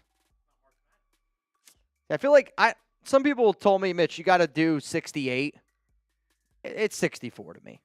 It's 64. Let's be real. Now, if we get to a point where somebody's like, I really want in, I might jack up the price and do a play-in game or something like that. We'll see what happens. You ready, my man? Y'all ready to get this thing going? Let's talk about some number 1 receivers that the Las Vegas Raiders, what? Or what we can do is, if we get to a point and there's only 1 spot left, okay, we do $10 to get a chance to get the last spot. Ooh, I kind of like that. Like a play-in literally play-in. A play-in duck race. I don't hate it. I don't hate it. I'm in. I kind of like it, actually. All right, 63 spots available. Coming up, let's talk about some number 1 receivers that the Raiders could potentially be looking at. There's a report out right now that the Las Vegas Raiders are looking to add a true number 1 wide receiver. Obviously, Las Vegas has Brock Bowers and Jacoby Myers, but they want to go out and they want to add a true number 1. So today, I'm going to be ranking the top 10 wide receiver 1 options for the Raiders. And overall, you're going to see players in free agency, the draft, via trades. To me, if you want a number 1 wide receiver, you can go about it in a multitude of different ways, but I have them ranked from 10 all the way down to 1. So the report is from Vic Tafur from The Athletic that said that the Raiders feel Jacoby Myers is a good number 2 option and that Trey Tucker is a solid number 3 receiver, but they are lacking a true number 1 wideout. And I'll be real, I kind of agree with this statement. I love Jacoby. I think he's one of the best wide receiver 2s in the NFL. He is one of the most sure-handed, if not the most sure-handed receiver in the entire National Football League. But it's not a secret. This team does need to be able to go out and upgrade at the wide receiver position because to me, we're looking for that other top target. And I don't know what's going to happen with Michael Mayer and this whole situation, but to me, if you're the Raiders and you are looking for a number 1 wide receiver, you got to be able to find somebody that is a legitimate option that you could say, you know what? That guy's better than Jacoby Myers. And that list isn't very big, which is why I had to combine free agency, trade, and draft all into 110, working my way down. I will say this, though. It's going to be a crazy offseason. Maybe the Raiders go out day 1, day 2 of free agency, and they sign a big-name guy. I know this. I will be live here on the Raiders Report all 5 days of free agency next week. Make sure you subscribe. Make sure those notifications are turned on. I promise you, you're going to hear me and see me more than you ever have before next week during free agency. So here's also some interesting news that happened before, or technically after, we got done making this video, and it literally happened while we were live. The 49ers are open to trade talks on just about anybody for Brandon Ayuk. When you look at the Brandon Ayuk contract details, if you're the Raiders, and we talked to our 49ers guy, it would only cost you maybe like a 3rd-round pick, maybe a 4th, and you could get him for the first 2 years of that contract at somewhere around $17 million, like 1.2 in year 1, 16 in year 2, and then the salary cap jumps up to 42 and 44. But Brandon Ayuk, who did have a lot of injuries, could be cheap. Another player that just got released and did not crack my top 10, I'll tell you this. After looking at the Brandon Ayuk contract, if he's healthy, he would have cracked my top 10. Davante Adams, I want no part of him. Just like you're not going to see Amari Cooper on this video. Amari Cooper gave up on the Raiders. Davante Adams was a snake and quit on this team. I don't need any more snakes in Las Vegas. So coming up here on today's show, we are going to be going from 10, and we are going to work our way down. The way that these rankings are built is a blend of talent, how much it would cost, maybe like trading up in the draft, where you could get a player in the draft, how much it would cost in free agency, how much it would cost via trade, and then also these are all players that I do think is a legitimate chance could be a member of the Raiders. So coming up here at number 10, I'm going to go with Mike Williams. And I'm going to tell you this right from the jump. Mike Williams is not an upgrade over Jakobi Meyers. And Williams is the only player on this list that I can confidently say, if you were to ask 32 people, all 32 people were to say, Mike Williams is an upgrade. So I would look at this as more as a wide receiver 2, wide receiver 3 type of blend behind Jakobi and Bowers. The reason why he's on this show is because Mike Williams was with our wide receiver coach, Chris Beatty, with Los Angeles Chargers from 2021 to 2023. So there's a connection there. And at only $4.5 million, if you're the silver and black and you miss out on a few other players, but you still want to be able to build depth to that wide receiver position, I think Mike Williams is a player to at least keep in mind. Coming off a little bit of a down year, always battles those injuries, which is what he does. But he is a field stretcher, he is a red zone option, and he is a big-bodied receiver, which is what this Raiders team needs. Now, we'll start getting to some potential upgrades here. Coming in at number 9, a free agent option, and Stephon Diggs. I don't know if Diggs now would be an upgrade over Jakobi Meyers, but 100% healthy Diggs, I think we would say, is probably a better receiver. He did tear his ACL last season, but he should be good to go according to reports by week 1. He was a bad locker room guy in Buffalo. However, he was loved in Houston. And I've seen a lot of stories out there on Diggs where there was one story, it was like they asked a bunch of Buffalo Bills players, who's the number 1 player you would never want to date your sister? And it was like one after another, Stephon Diggs was named. If you don't want somebody to date your sister, probably means they're not a great locker room guy. However, though, if you're the Raiders and you were able to bring in Diggs at $13.5 million, I would have entertained that idea because when he was playing for Buffalo, I mean, we're talking about 3 or 4 straight years with over 100 catches. He is a good route runner. He is a field stretcher. He can do a lot of different things for you, but I don't know if I necessarily need him to be a true number 1. Hell, I don't know if I need any of these receivers to be a true number 1 when you got a guy like Brock Bowers. But Diggs deserves to be on this list because he is a free agent, and he's number 9 if the Raiders are looking for wide receiver 1 options. So what I need you to do is go down to the comments section, and if the Raiders add a wide receiver 1, who do you think is it going to be? Like, when you're thinking up here, is it going to be somebody like a DK Metcalf? Is it going to be somebody like a Chris Godwin? Is it going to be somebody in the NFL draft? If the Raiders add a true wide receiver 1, let me know what you're thinking down below. To me, when I did this video, 4 receivers really, truly came to my mind. And I'll be real, a lot of these other names are me just trying to give you some names that could potentially happen. Where this show legitimately starts, and if the Raiders are serious about adding a true number 1 wide receiver, one of the players that I have ranked in the top 4 is who Pete Carroll John Spytek are going to be looking at. Let's go to number 8 here on the show. It's Travis Hunter. Some people are going to go like, wait, you think 8 other options are better than Travis Hunter? No, I think Travis Hunter is a phenomenal athlete. He's a great wide receiver, going to try to play both sides of the football. He's number 8 on my list because I think the only way that you get him is by trading up to go get him, which I do not think is a smart option for the Raiders. I do think that he's a top 5 wide receiver in this draft class, but he is not the top wide receiver in the 2025 NFL draft. And because the receiver class is pretty deep this season, I don't want to have to trade up to go get him. I'll admit I would rather the Raiders trade up for Travis Hunter than sign Stephon Diggs. That's kind of the mentality that I'm going forward with this style of show. We know Hunter is a dynamic athlete. We know Hunter would be able to bring a lot of different things to this team. But the reason why he's not ranked higher to me is because I think he's a better corner than he is a receiver. But I also don't want to have to trade up for a wide receiver. If the Raiders are going to trade up, it better be for a flipping quarterback. Let's go to number 7 here on the list, and it's Matthew Golden from Texas. I'm looking for legit wide receiver 1s. And when I watch Golden play, dude, he reminds me of the best versions of a Chris Olave from Ohio State. And I know there's no lap over there with Chip Kelly, but there are some scouts, I'm telling you, that have Golden as the number 1 receiver in this year's class. One of the most surprising notes that we got from the NFL Combine from Chat Sports was there are some teams that have Golden ranked above T-Mac, and ranked above Travis Hunter, ranked above Luther Burden as a wide receiver.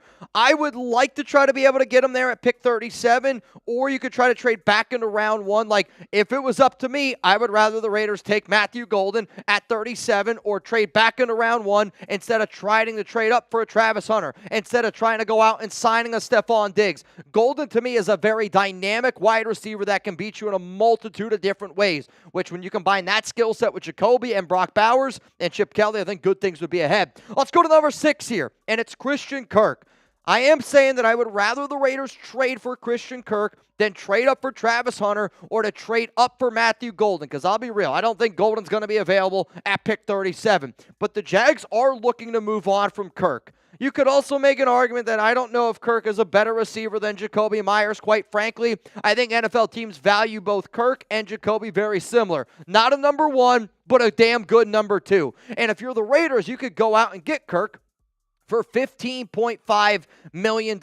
And I don't think it's going to cost you anything more than a day 3 pick. So essentially, if you were able to go out and get a Christian Kirk $15.5 million and you give up a 5th round pick in order to do that, Jacksonville also has got a brand new regime. When you got a receiver that's 29 years old coming off an injury, with a brand new regime, it means they're going to try to move on, and it's not going to cost a lot. When you listen to some of the rumors that are out there, it might even cost only a 6th-round pick. A 6th-round pick for a Christian Kirk on a deal where it could be a 1-year, almost prove-it type of deal. I don't think that that's that bad of an option for the Las Vegas Raiders. We got the top 5 options coming up here in just a moment, and again, this is kind of where this show is going to get going. And I know I mentioned a lot of those other names up there. If you're watching the show, you're going to want one of these top 5 options. You're also going to want to get started with our sponsor here, Prize Picks, America's #1 daily fantasy sports app out there. I love Prize Picks, and so does Chugs. Why? Because it's the best place to get real money sports action with over 10 million members and billions of dollars in awarded winnings. Prize Picks has made daily fantasy sports accessible to all. You pick more or less on at least 2 players for a shot to win up to 1,000 times your cash. Run your game all season long on Prize Picks. Prize Picks also offers weekly promotions that can lead to big-time payouts like Taco Tuesday. Each Tuesday, Prize Picks discounts select player projections up to 25% to provide even more value for your lineups. Download the app today. Use code CLNS to get $50 instantly after you play your first $5 lineup. Sign up today and get $50 instantly. When you play $5, you don't even need to win to receive the $50 bonus. It's guaranteed. Download the app today. Use code CLNS to get $50 instantly after you play your first $5 lineup. Prize Picks. Run your game. So this was Chugs' combine more or less on Prize Picks. Bond and blue, not great. This was no bueno for Jeremy Chugs. But you know what? Not too often can you sit down and watch the combine and be this interested in players that you didn't even watch all that much in college football. It's why I love Prize Picks. Love it, and I think you will too. Let's go to the next option here. Emeka Egbuka from Ohio State. He's got a connection with Chip Kelly. Probably a receiver that if the Raiders trade back, I'm telling y'all right now, if the Raiders trade back, this could be somebody to keep in mind. I don't think that he's going to be available to at 37. You might have to trade back up for him at the end of round 1. But he did play with Chip Kelly, so there's a little bit of a connection there. And the Raiders did meet with him at the combine. Due to that connection is why I have Emeka Egbuka at number 5 on this list, because I really don't think he's going to fall to you at 37.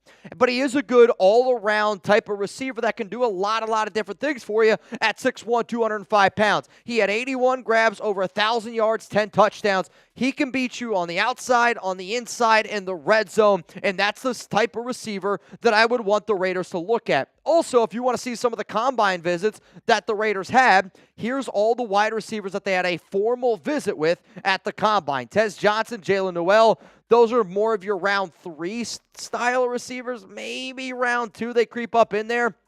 Actually, they're probably going to be more round 2, round 3. Emeka Egbuka is probably round 1, and then also T-Mac is going to be, I would say no doubt, a top 12 pick.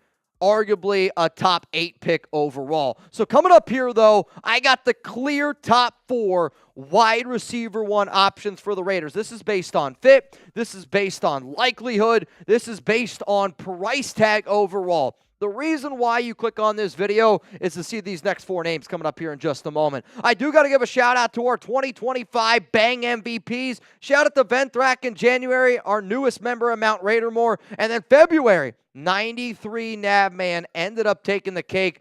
Ryan Campbell, though, was really close on that one. If you want to be the MVP in March, I will tell you this. The grand prize that we're going to give away in March might be one of the biggest grand prizes we have ever given away to a Bang MVP. I'm just saying. Let's go to number 4 here, and it's going to be Keenan Allen. And I don't know if Keenan Allen, at this point of his career, is an upgrade over Jakobi Meyers, but you're going to catch a theme here. Jakobi Meyers and Keenan Allen right now would be 2 damn good wide receiver 2 options.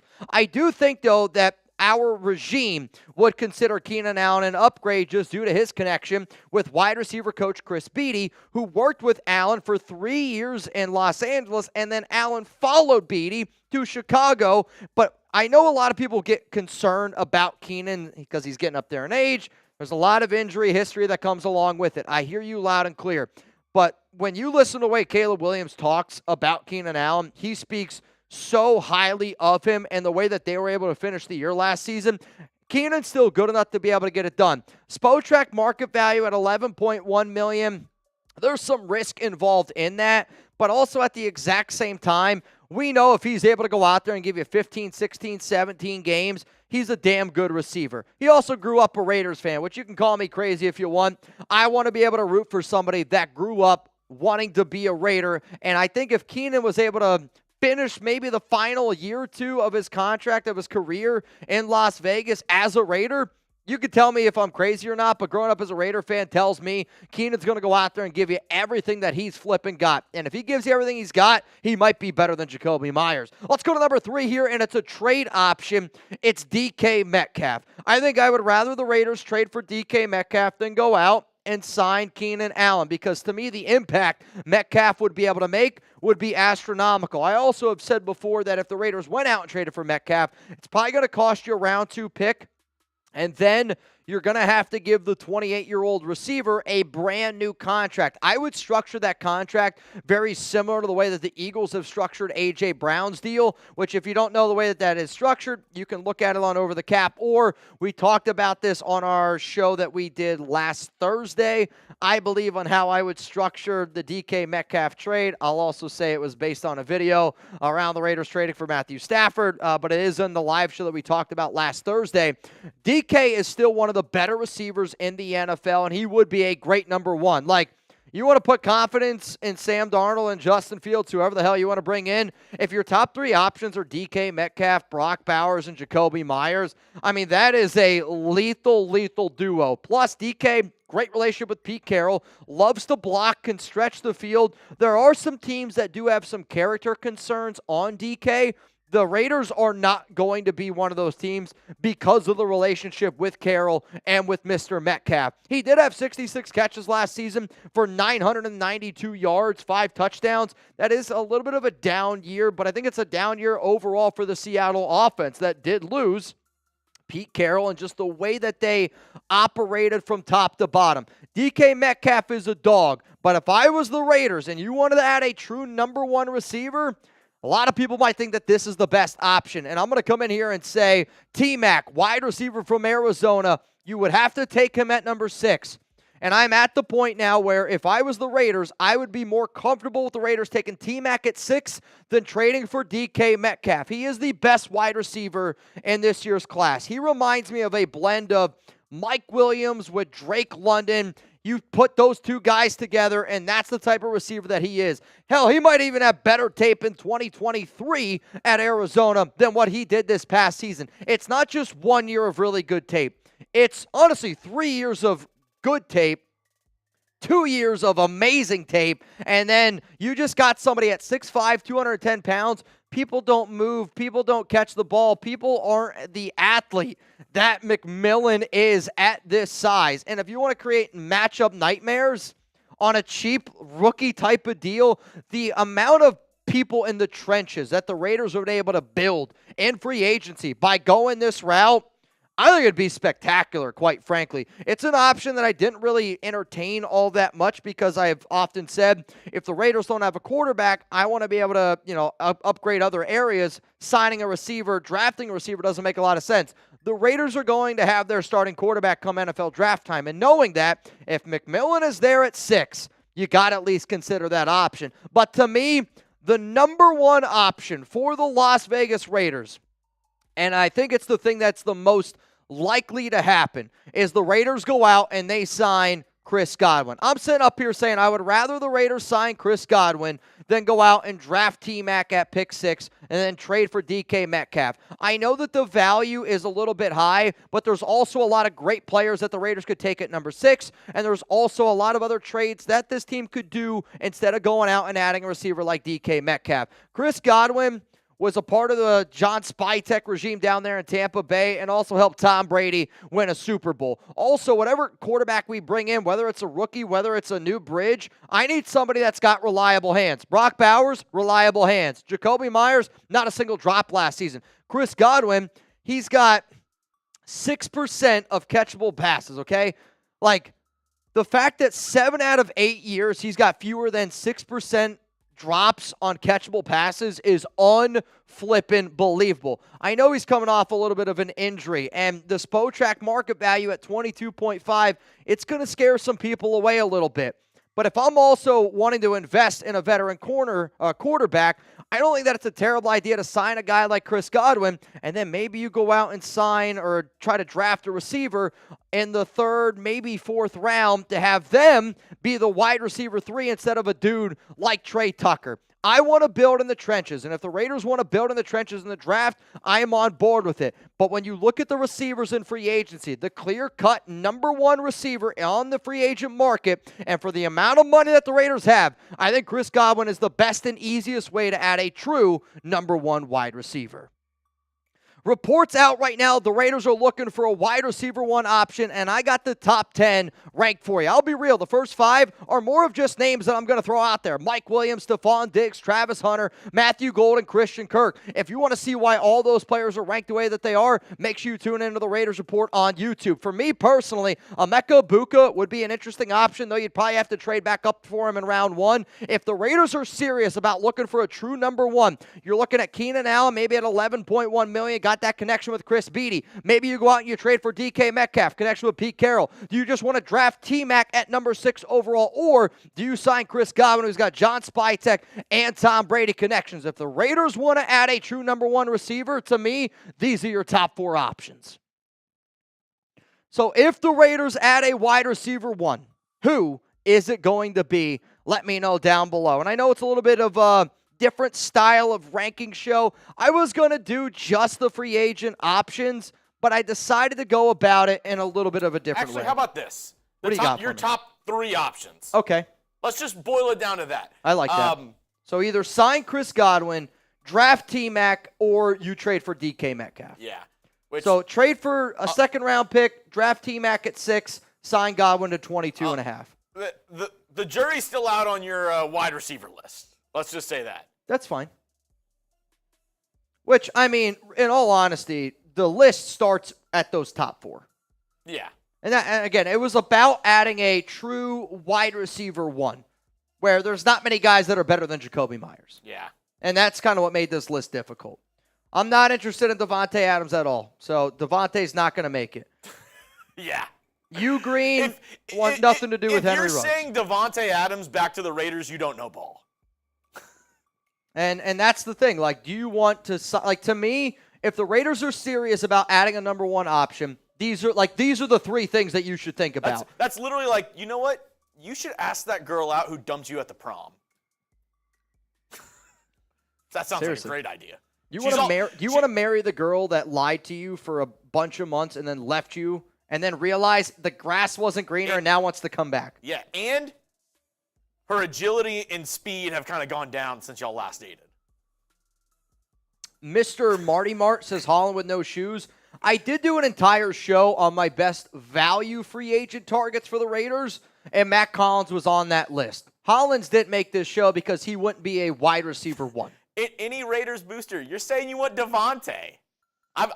Even if I'm not the biggest Raider fan in here, I would just say common sense would tell you you don't want Davante. I can't understand why any Raiders fan under the sun would want Davante Adams. Like, why do I want a receiver that doesn't want to block, that doesn't want to be a part of a regime that's going to want receivers to block? Now, again, if Davante is going to play on a deal that's $10 million, sure, let's run it. But why am I going to go out and get a 30-something-year-old receiver who's probably going to want in the $20 million range? I'm not interested in that, dude. Yeah. No chance am I interested in that. There's so many other better options. And I actually don't even know if Davante is still that dude anymore. Like, is Davante Adams a top 15 wide receiver? I actually don't know if he is. And that's not me being petty. That's me using my eyeballs and watching football games last year. I don't know if Davante's a top 15 guy. I don't even know if he's a top 20 wide receiver anymore. Davante catching the football, he's still great. No doubt about it. But if you're not going to go out there and block, I'm telling you this right now, a wide receiver that doesn't block will not make it on this roster. Anthony Green, we were talking about this in the office all day. That Mitch was so taken back by the Cena heel turn. And I agree that Kirk isn't a wide receiver 1. I agree with that statement as well. Like, I wanted to try to put a blend of lists together where you could make an argument that Christian Kirk and Jacoby Myers are in that same realm of type of receiver. You can make an argument. I actually still think that Jacoby is better, but I was also just trying to outline some players. People who think Davante's still top 10 think Carr's still a top 15. I'll say that. People who think Davante's still a top 10 receiver probably think Derek Carr's a top 15 guy. And it's just, you got to live in reality. They're not. Unfortunately, Drew, I could not disagree with you more on that take. And that's what Chugs is talking about. You guys got to move on. Gotta move on. What up, Joseph? Rather draft a quarterback in the later round. Sander is not him. Feel like the other quarterbacks have more upside. I have already predicted the following bust.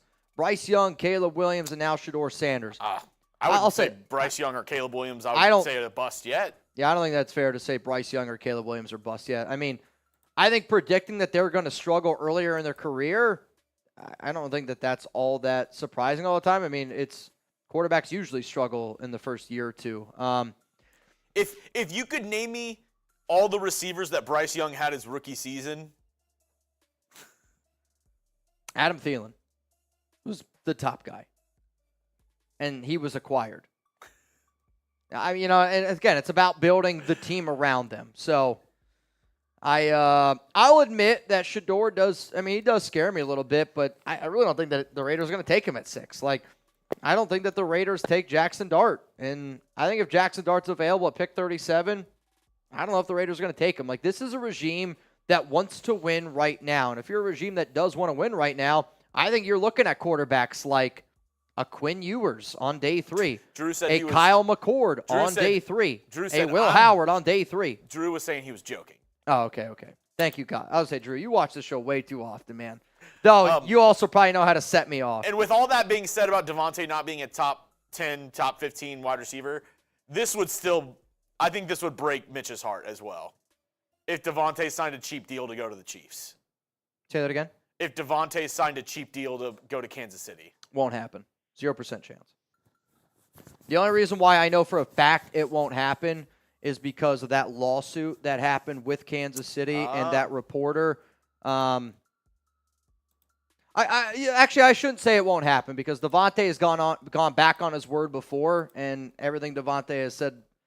I mean, he's lied to us before, but I would be shocked if Davante went to Kansas City because of that whole situation that happened in Arrowhead because, it was a really ugly situation. It was. It didn't really turn out to be anything maybe for the Raiders, but I promise you it was an ugly situation on the back end. I think the most likely division foe that he joins is the Chargers. I think Chargers, Rams, 49ers are the top 3 teams for Davante Adams. He wants to go to the West Coast. I was spitballing earlier, but I kind of really like the idea of the Cardinals. The Cardinals are an interesting team, too. You brought up the Cardinals. That would be an intriguing team as well. It's in that same area. They need another wide receiver. Send him to Canada. Him and Marvin Harrison would be. Send his ass to Canada. Cast. What up, Cass? No on Brandon Ayuk. Brandon Ayuk, and it's not from a talent standpoint. It's a diva situation that we don't need. I'd rather trade a second for Metcalf, to be honest. Where I think that it's much safer to trade for DK Metcalf and then pay him than trading for a player like Brandon Ayuk, who we have to also look at the situation. Ayuk showed up super out of shape, didn't really show that he wanted to be there, got paid, put his feet up, and just quit. Like, I don't want those type of players on my team. And I'll admit, it's not really what I thought was going to happen with Ayuk, because that's not really, the way he was perceived in the NFL. But, like, if you think that you're going to get the Brandon Ayuk that got that big contract, you just need to pump the brakes a little bit. I'm with you. I would rather the Raiders trade for DK Metcalf, give him a big contract, than trade for Brandon Ayuk, because even if you give up, the Brandon Ayuk trade, honestly, I think it's the way like Jets fans probably felt about when they got a third-round pick for Davante, or how Giants fans felt when they got a third-round pick for Darren Waller. In the moment, you're going, man, I'm getting this great player, and the name value's there. The name value on those two guys is there.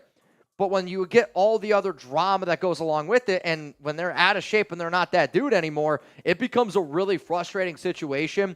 And I think you're starting to see it more and more often in the NFL, because these big-time contracts are going out, and guys don't want to play. Guys don't want to practice. They just want to go out there on the field, and they want to try to do their best. And I'm sorry, it's not easy to be in game shape for even NFL players. Let's go to June, the month I'm getting married. Thoughts on the Max Crosby trade rumors to the Eagles or Bills? Read an article today that seemed pretty scary. I'll tell you this right now. If there's not a single article out there that should scare anybody in terms of Max Crosby being dealt. People are going to put out articles left and right, but I'll tell you this, there hasn't been any new information regarding Crosby. If it's March 12th, 4 p.m. Eastern time, and we still don't have a Max Crosby contract extension, I will be scared. But the date that I will just keep on saying, March 11th. He's got March 11th tattooed on his hand. March 11th is such an important day for Crosby. It's the day that he's been sober. He takes his sobriety very seriously. It's also the day that he signed his contract last season, which was for 4 years, $92 million. Or what did I say? Last season. The last time he signed his extension was for 4 years, $92 million, but it was also worth up to $98.98 million. Max is just one of those dudes where I'm trying to think of the right word for it. Like, what's the right word for somebody that would want to wait until March 11th? Symbolism. Like, he's a very symbolic guy. I think that's the right word. Yeah. Wasn't it his contract? It was like 98.98. Yeah. Symbolism, and that stuff's very important to him. I still think that March 11th is going to be the day Max Crosby signs his contract. There's some people that just get tattoos that are just like, oh, dude, I think this moon or this boat looks awesome. And there's people who, you're like, oh, you have that tattoo? He's like, yeah, this is actually from a story from March 4th, 2003, when me and my grandfather went to this lake in Pataoma. He's got 3/11/2020 tattooed on his hand. Left hand. It's very important to him. LA Crash Dog, what's up, my man? Just got off of work. What's up, fam? Is there still room for me in March Madness? Yes, sir. Abso-flippin'-lutely, Gunny. Abso-flippin'-lutely. Which, speaking of March Madness, reminder, $50 Venmo at Mitchell Renz 365 if you want to compete for a chance to win $1,600. I will say, shout out to I know this is something different, but I did see on Instagram before we went live. Shout out to everybody that donated, that helped us out to send money to Brandon Jasper and his family. Apparently, all that money went to his family, and it was able to kind of fulfill his wishes of cremation and making sure that after he's passed, all of his wishes were granted. So thank you to the nation. Thank you to everybody who watches the show. His family is forever grateful and happy for everybody in this community, and It just goes to show you the amazing people in this chat and the amazing people on this channel. So for everybody, especially you, 93, because I know you were one of the kind of ringleaders of this all, thank you to everybody in the chat, because That was an awesome thing we did last week. We were able to raise $2,200 for a family, and it's a family that I've never met. It's a family that a lot of y'all have never met. Quite frankly, I don't know if anybody here has ever met Brandon's family, but Brandon has always been somebody on this show that, dude, he showed love to everybody. He didn't care if you were white, black, purple, polka dotted. Or a duck. Or a duck. He was going to feed you. Now, if you were a Nebraska fan or a Raider fan, you definitely got to bump up. And if you could give a good top 5, especially in music. He was going to feed you some frozen peas. Oh, man, I love Tuna, man. Forever grateful that you blessed this show and so many other lives. But seriously, to everybody that participated in that last week, that's probably that's a top 5 Raiders Report moment. And if you don't think it is, then I think you got to get with the program. Got a few more people that are getting in our March Madness. Norman Hernandez. Norman, I spelled your last name wrong. Let me make sure I get it right. I got it. I also see Raymond Sanchez. Gotcha. Got 93 Navman. Got it. L.A. Crash Dog. Gotcha. And then I also see Chris Aguilar in. Now, again, this is a friendly reminder that this is not a duck race that we will do today. It is literally like we create a bracket, and you will get to see the bracket. It's 1 versus 16, 8 against 9. Just like you think March Madness looks in your mind, it's 1v1 dog-duck races to decide who's going to win it. And we will pay very close attention to it throughout the entirety of March Madness. It was something that we did last year that I think a lot of people enjoyed, maybe minus Big Luck because he lost in round 1. Yeah. But besides Big Luck, I think everybody had a good time with it. I really do. Most people. Now, man, what's up, man? We don't fix our trenches, get defense signed and upgraded. Quarterback, running back, wide receiver don't make a shit difference. Fact, undeniable. Don't try to tell different, Mitch. I'm not going to sit here and tell you different, right? Like, it's why I think Saquon Barkley is the perfect example of what Navman's talking about here. Yeah. Think about Saquon Barkley on the New York Giants. And Barkley's always been a super talented player. But when you don't have offensive line, when you don't have other players around, the running back position, kind of gets wasted a little bit.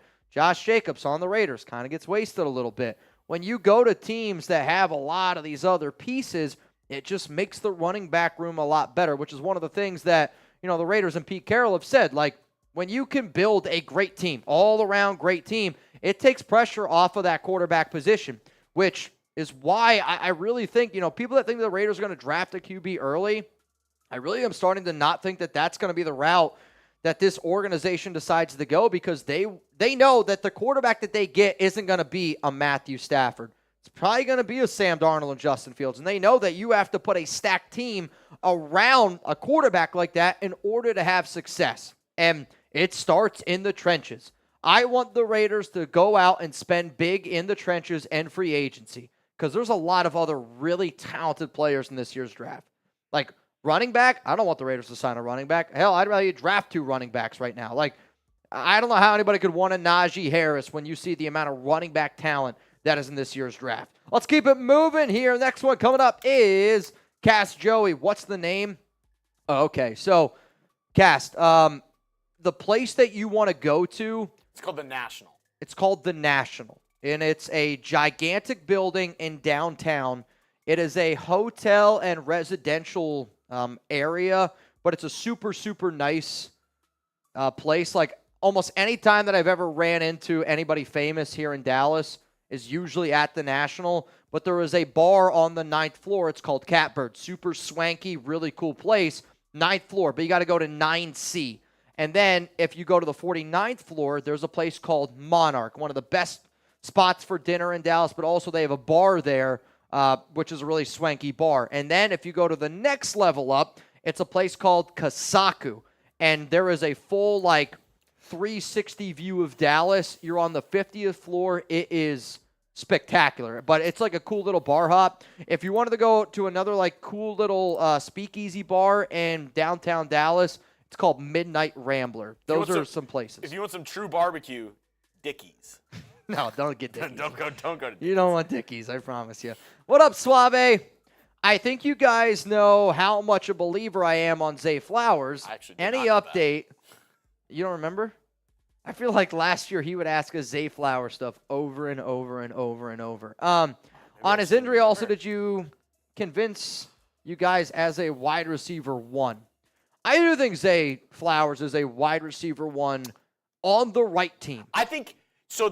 I feel like there's guys. He's the perfect fit for what Baltimore needs. I feel like there's guys who are wide receiver 1 material, but couldn't be a true wide receiver 1 with other like kind of scrubs around. Like Justin Jefferson, I think could have a couple average receivers around him and make them look a lot better. Correct. Jamar Chase the same way. I don't think Zay Flowers is that way. I think Zay Flowers is kind of like the guys in Green Bay, where they have a lot of really good receivers in Green Bay, but nobody there am I like, that's the one dude, he's a top 10 guy.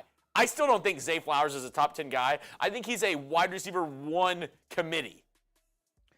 Like Zay Flowers to me is so good because he can win in a quick bubble, and that's like a 5 to 10 yard. Like he can beat you down the field. You got to respect his speed, but he can also beat you super quick. And what's so great about that and the way Baltimore dominates is they basically, when you watch him run a lot of routes, he's making a decision 5 to 6 yards in that route, which usually is the amount of time that Lamar Jackson goes, hike, and this is either going to be a handoff to Derrick Henry. Lamar could keep it, or he could hit Zay Jones on a quick slant, quick fade. Like, he can do it so many different ways. And when you make that defender think for a split second because Derrick Henry could get the football, Lamar Jackson could get the football, you stop thinking about Zay Jones for a second and he could beat you in a phone booth, that's what makes I keep saying Zay Jones. That's what makes Zay Flowers so great. Yeah, him and Rashad Bateman together, really good. And I feel like those two guys together are your like wide receiver 1s, and you still need a wide receiver 2 with those two guys. Yeah. Also, Cast, I recommended those places because you mentioned to me that you were going to be downtown. Like, if you want other recommendations, I can give you some other recommendations. But if you are going to be downtown, you should also check out the AT&T If you want some crazy good food, it's called Chris and John's. I've tried to get you there before. It is a Mexican Vietnamese fusion restaurant. Yep. And they have burrito tacos with pho. Dude, it's insane. It's so good. Chugs is all in. It's called Chris and John's. It's been Keith Lee went there. Yep. While he was in Dallas, and it's an up and coming place in Dallas where if you go on like a Friday or Saturday night, they have a line out the door. I'll also say this, Cast, those places that you're going to go through, like they're like more uppity places. Like you definitely got to dress up. You got to look nice to get in. Like they won't even let you get in if you're not dressed nice. And then tomorrow when we hang out, I think we do a little bit more like laid back, like some outdoorsy, good vibe, like some like good drinks outside. We go to the place that we were Teletubbies at. Or what? When you and I had to walk to that restaurant as like Teletubbies, that could be a cool place to take him. Katie Ice. Well, I didn't know if we wanted to say it, but maybe. You didn't hear that. You didn't hear it. Susie, hilarious name, by the way. Susie. Let's go to Steel Cage Savage. What's up, my brother? Max wants Rodgers. He just hasn't said it? He just said it. There was there's a clip going around of like a 35-40 second clip of Crosby on Twitter right now. I just saw it as I was looking on X. But he's basically like kind of like how he said, well, what was that other quote you gave of him where he's like talking about, oh yeah, this guy's good. He's like a good quarterback, whatever. Like I wouldn't mind him here. Oh, I think he was talking about it was what it was like with Kevin O'Connell and all that. Yes, it was an old quote. I think actually that was also in regards to Sam Darnold. I don't remember because I remember him saying, "Oh, you know what it was? I think it was along the lines." I actually wonder if they took the quote on Aaron Rodgers around Kevin O'Connell. Because I said that somebody was going to do it. Because it's from his podcast. You know what? I bet you right now I can squash this because I said somebody was going to do this. If you go to the Raiders graphics list, go into the quotes, Control F, Rodgers or O'Connell. Because I said that somebody was going to do this, where somebody was going to take a clip of what it was on the it was somebody who had the tab. It's it's like Raiders Twitter. Yeah. And he tweeted out a clip, and it was like that 30-second clip of Crosby talking about him, and I think I know exactly what you're talking about with the quote. Let me pull the quote. I'm looking for it. I'll be honest. The problem is when you look up O'Connell, you just get so much Aiden stuff. No, I have it. You have it? Yeah. I was going to say, I remember doing this show, and I literally said, I guarantee you somebody's going to take this quote out of context, and we'll see if they do. I don't know if it's the same quote. Yeah, Crosbula said it was from his podcast, and he's talking about Rodgers should go to the Vikings. Correct. So you got to look at the full context of this quote, which, can you get it or no? If my computer had Wi-Fi, that'd be great. Okay. We will get you the quote because I know exactly the quote you're talking about, Steel Cage. He said, no, it's a new clip from today. It's today's podcast. Okay. Steel Cage, no, he literally just said it. He hopes that Rodgers' comeback season in Vegas. All right, hey, I'll go check it out. I haven't seen it yet. I've been preparing for this live show, and obviously if he just said it here, then, I haven't seen it. That's interesting, though. Very, very interesting. Also, to the New England Raider booster guy, let's just let's relax here a little bit, okay? If he said it today, I'll go check it out. I'm not really surprised, though, that he wants somebody like Aaron Rodgers. Here we go. I just sent it to you if you want to. Let me look at it. All right.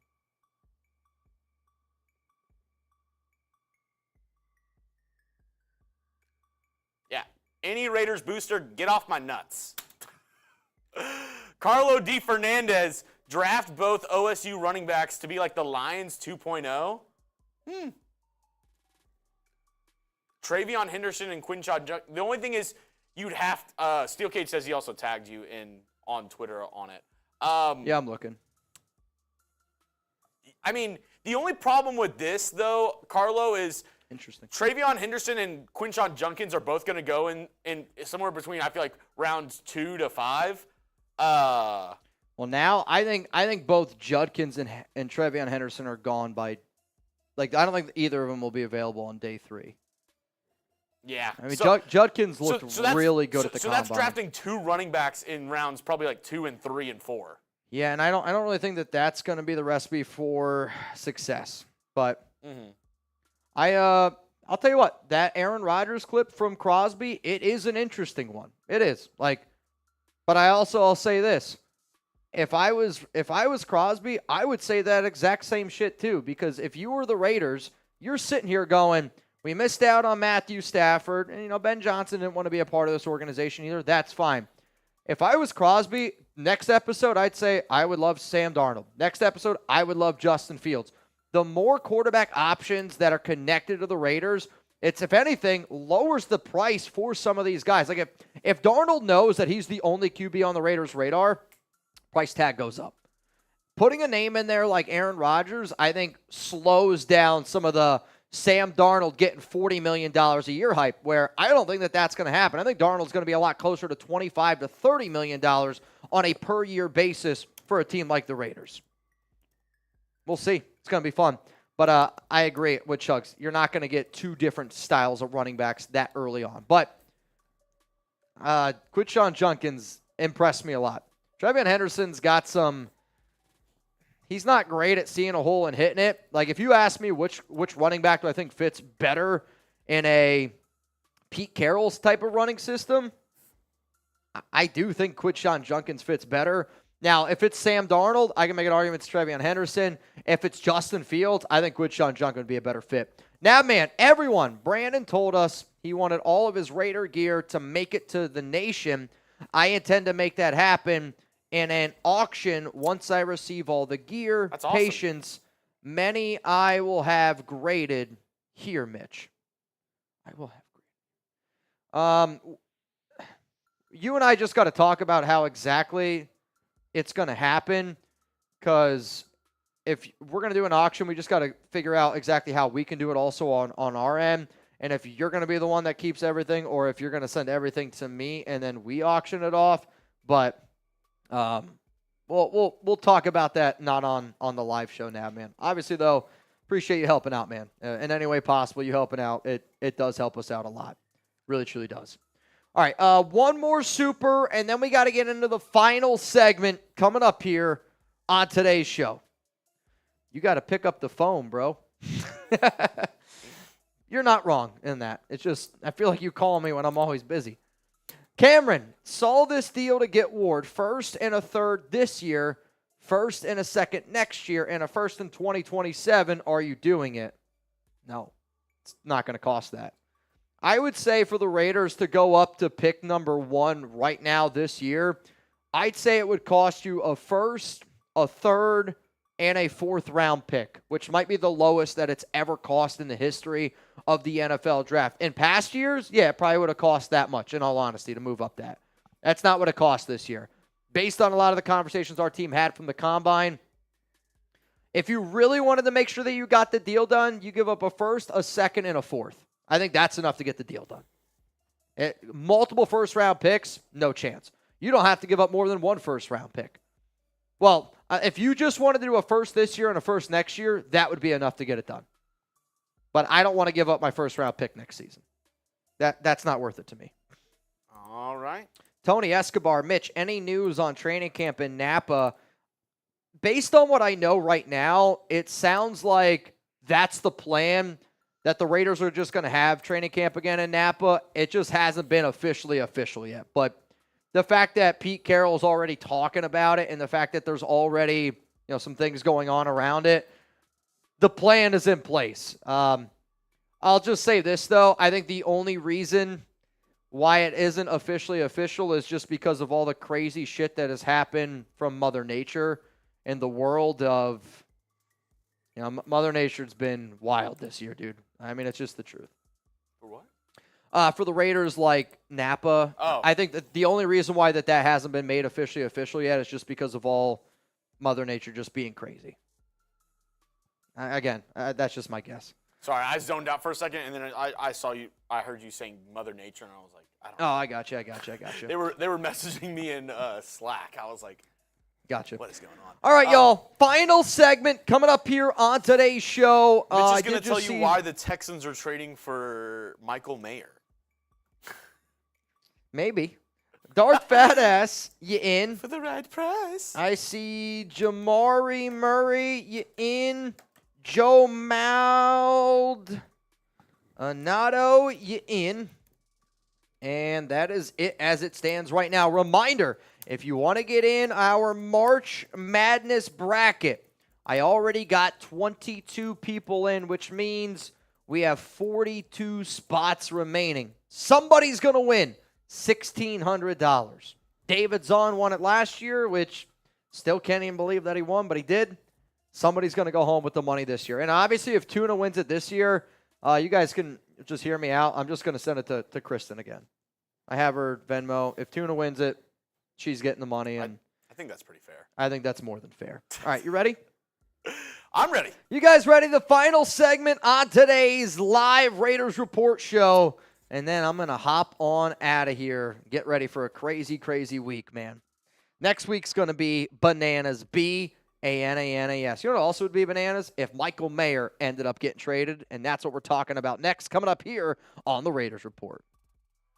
If the Raiders end up trading Michael Mayer, the Silver and Black need to find some potential replacements. I'm Mitchell Renz, host of the Raiders Report, and coming up here on today's show, I have ranked the top replacements for Michael Mayer if the Silver and Black decide to move on from their tight end. I'll also break down the latest going on around number 87. Friendly reminder that today's show is presented by Panda Supps, and if anybody wants some of the best workout supplements on the market, use code DRAFT, you're going to get 25% off at pandasupps.com. So there's been a lot of rumors, a lot of smoke around Mayer potentially getting moved on from the Silver and Black. So I wanted to be able to paint this picture and go through the latest here on Mayer. According to The Athletic, the Raiders are shopping Michael Mayer. And in quote, plenty of teams are interested.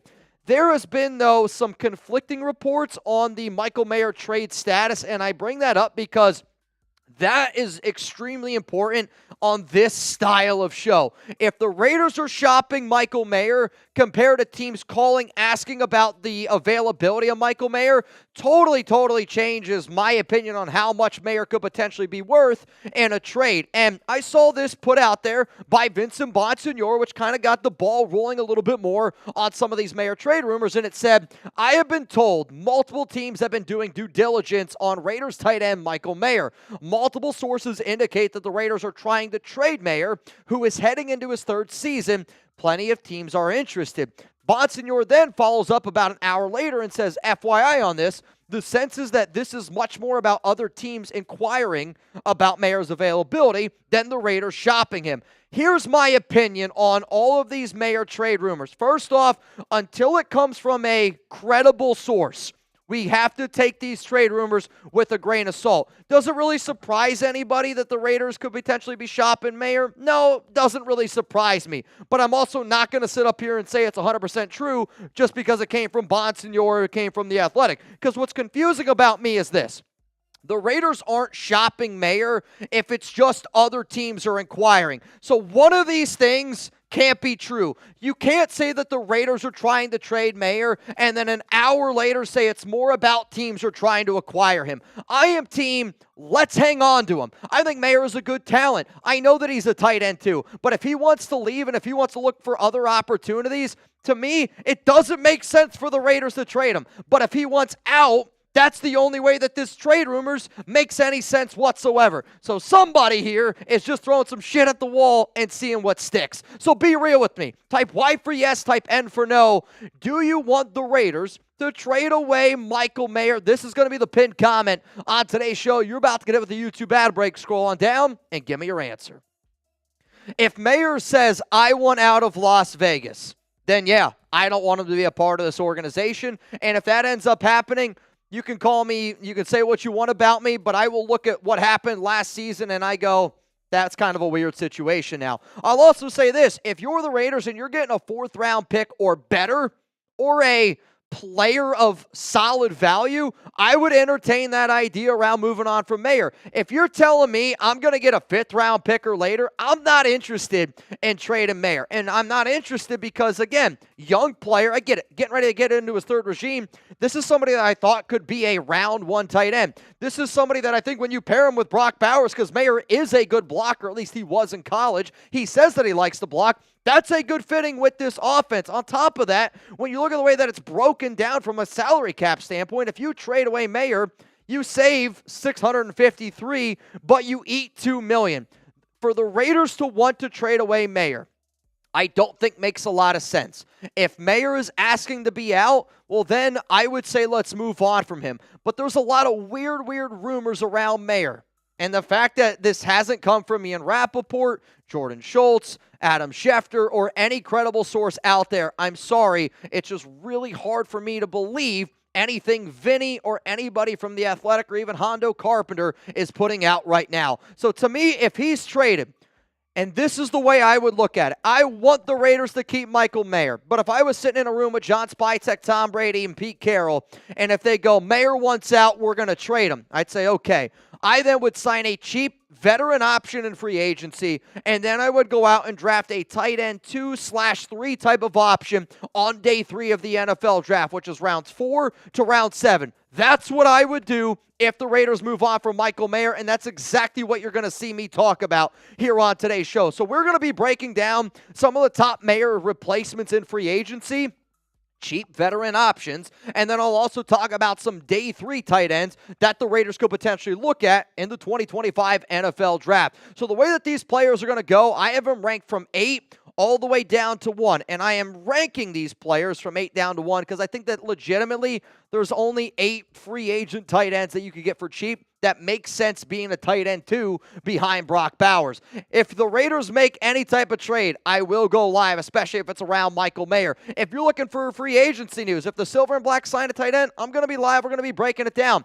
I promise you this, I will be live every single day next week. And if you're like, dude, I want more cowbell, I want more Jeremy Chuggs, I want more Mitchell Renz, next week, we're going to be live 20, 30 hours. Every time the Raiders do something, you're going to hear it from me, and you're going to hear it from the Chat Sports team. So here we go. We're going to go from 8, and we're going to work our way down, and these are ranked based on what I would want in terms of going out and getting a cheap veteran tight end. Coming in here at number 8, it is Jeff Swain. And the only reason why Jeff Swain is making this list is because he played with Raiders tight end coach Luke Steckel for 3 years from 2019 to 2021. He is just a blocker. That is the only thing that he's going to be able to bring to the table. He is an older veteran, probably like 30, 31 years old at this point of his career, and it's going to cost you a vet minimum, $1.2 million. If you move on from Mayer, you go out, you sign a Jeff Swain at 1.2, and then you try to draft another tight end on day 3, because at the end of the day, I don't want any tight end not named Brock Bowers getting any targets on the Raiders if you move on from Michael Mayer. Let's go to number 7 here. It's going to be Michael Pruitt. Another older option that you're going to see is a blocker. I want, if there's 100 targets that come out from the Raiders to the tight end position, I want all 100 to go to Brock Bowers. He is the best pass blocking graded tight end in the National Football League according to PFF, which he had an 83.8 overall grade last season. Also on top of that, he did play with Justin Fields, and he played with Russell Wilson last season. Both of those quarterbacks have been connected to Las Vegas. This also would be another contract that would be a cheap vet minimum at $1.2 million because he's not a red zone option. He is just a blocker, and that's what you're going to go out and pay him to do, to just be a blocker. Let's go to number 6 here on our potential Michael Mayer replacements if the young rookie is traded. I'm going to go with Hunter Long here at number 6, and this is, again, another blocking option for Las Vegas. And if you're looking for big-name tight ends on this video, you're probably going to have to wait until we get into the top 3, top 4. But Long is one of the better pass and run blocking tight ends in the NFL. He was a third-round pick in 2021, only 26 years old. Spotrac market value at $1.9 million. Sometimes people just give up on young tight ends. And I can actually remember liking Long when he was first coming out of Boston College at 6'5", 243. He might have actually been a part of that Jalen Ramsey trade, now that you bring that up. Because I can remember, like, back in my OG Chat Sports days, I used to have to talk about all NFL teams, and I would have to talk about Hunter Long on occasion with the Miami Dolphins. But this is also somebody that once some injuries happened last season, he got some playing time, and for Sean McVay to put him in a starting lineup, you know, again, cheap option, $1.9 million, third tight end, let's run it. Number 5 on here on the list, Johnny Munt, and this is somebody who played with Sam Darnold last season, and again, I'm looking for cheap, reliable, good blockers, the Essenza theme that we're getting here right now, and that's what he is, another solid blocker in the pass and run game, a cheap contract is only going to cost you about $1.9 million, but because he has that connection with Darnold, and out of all the quarterbacks on the open free agent market, I would say it's probably the most likely option might now be Sam Darnold on the open market for free agency for the Raiders, but Johnny Munt, $1.9 million. None of these options are better than Michael Mayer. Bottom line, I want the Raiders to figure out a way to hang on to Michael Mayer unless you are getting a massive upgrade in another position or a solid draft pick in the top 4 rounds of the NFL draft. Before we get into the top 4, and I'll be real, the top 4 here are going to be the players that I actually want the Raiders to go out and get. Before we get into that, though, huge shout-out to our sponsor here, Panda Supps, and I know I'm going to have to bring my A-plus game next week for NFL free agency, and there's going to be times where y'all are going to look at me, you're going to be like, bro, you look tired. You know why? Because we're out here hustling every single day at Chat Sports. And if you're somebody that likes to hustle, and if you're somebody that doesn't want to feel the crash, I want you to try out Panda Supps' all new and improved mouth-watering flavors from their Super Nootropic. It comes in pink lemonade, peach mango, and strawberry watermelon. Sustain energy and boost mental clarity with our premium Super Nootropic Focus from Panda Supplements. Accomplish all of your daily tasks with our powerful nootropic focus. This formula, designed by experts, assists with helping you maximize focus and sustain energy levels all day long while optimizing your performance throughout your entire day. Just one scoop of focus pushes you to amplify your workload, whether you are a gamer, fitness enthusiast, or just looking to improve your daily productivity without the crash so many other products on the market have today. Use code DRAFT. It's going to be able to get you 25% off at pandasupps.com. And because you use code DRAFT, that tells the owner of Panda that you're a diehard Raiders fan. If you spend over $100 and you live domestically here in the United States, he's also going to throw in a bag and a Panda Supps shaker, which I think could help out a lot of people out there. I know for me, I use my shakers way, way too often. Let's go to number 4 here on the list. Maybe I just want the jersey. I also featured Mo Alley Cox in a video that I did, which was called The Best Bang for Your Buck Free Agents Out There. In that video, I talked about liking the idea of bringing in a red zone option that can also block in Mo Alley. That could be a tight end 3 behind Brock Bowers and behind Michael Mayer. But he is one of the best all-around pass blocking, run blocking tight ends in the league. Also, with a former basketball player, he is a good red zone option. At a Spytek market value at about $2 million, if you were to bring in Mo Alley Cox to potentially bring in, I don't know, 2 to 3 touchdowns a year. He had only one last season, but you go back and you look to his previous, I want to say 4 to 5 seasons, he had close to 11 to 12 touchdowns altogether in those years. Mo Alley Cox is a solid tight end, but he's a tight end number 3. If the Raiders are serious about going out and trying to find a legit tight end number 2 on the free agent market, this is where I say the show kind of begins. At number 3, it's going to be Mike Gesicki. And here's the biggest difference between Gesicki and everybody else that I mentioned. Gesicki might be the worst pass blocking, run blocking tight end in the entire football league. But he is a good pass catching option. If the Raiders were to go out and you were to sign somebody like Sam Darnold, I could see Gesicki being an interesting option just because you need somebody else that can stretch the seam, especially down the tight end seam.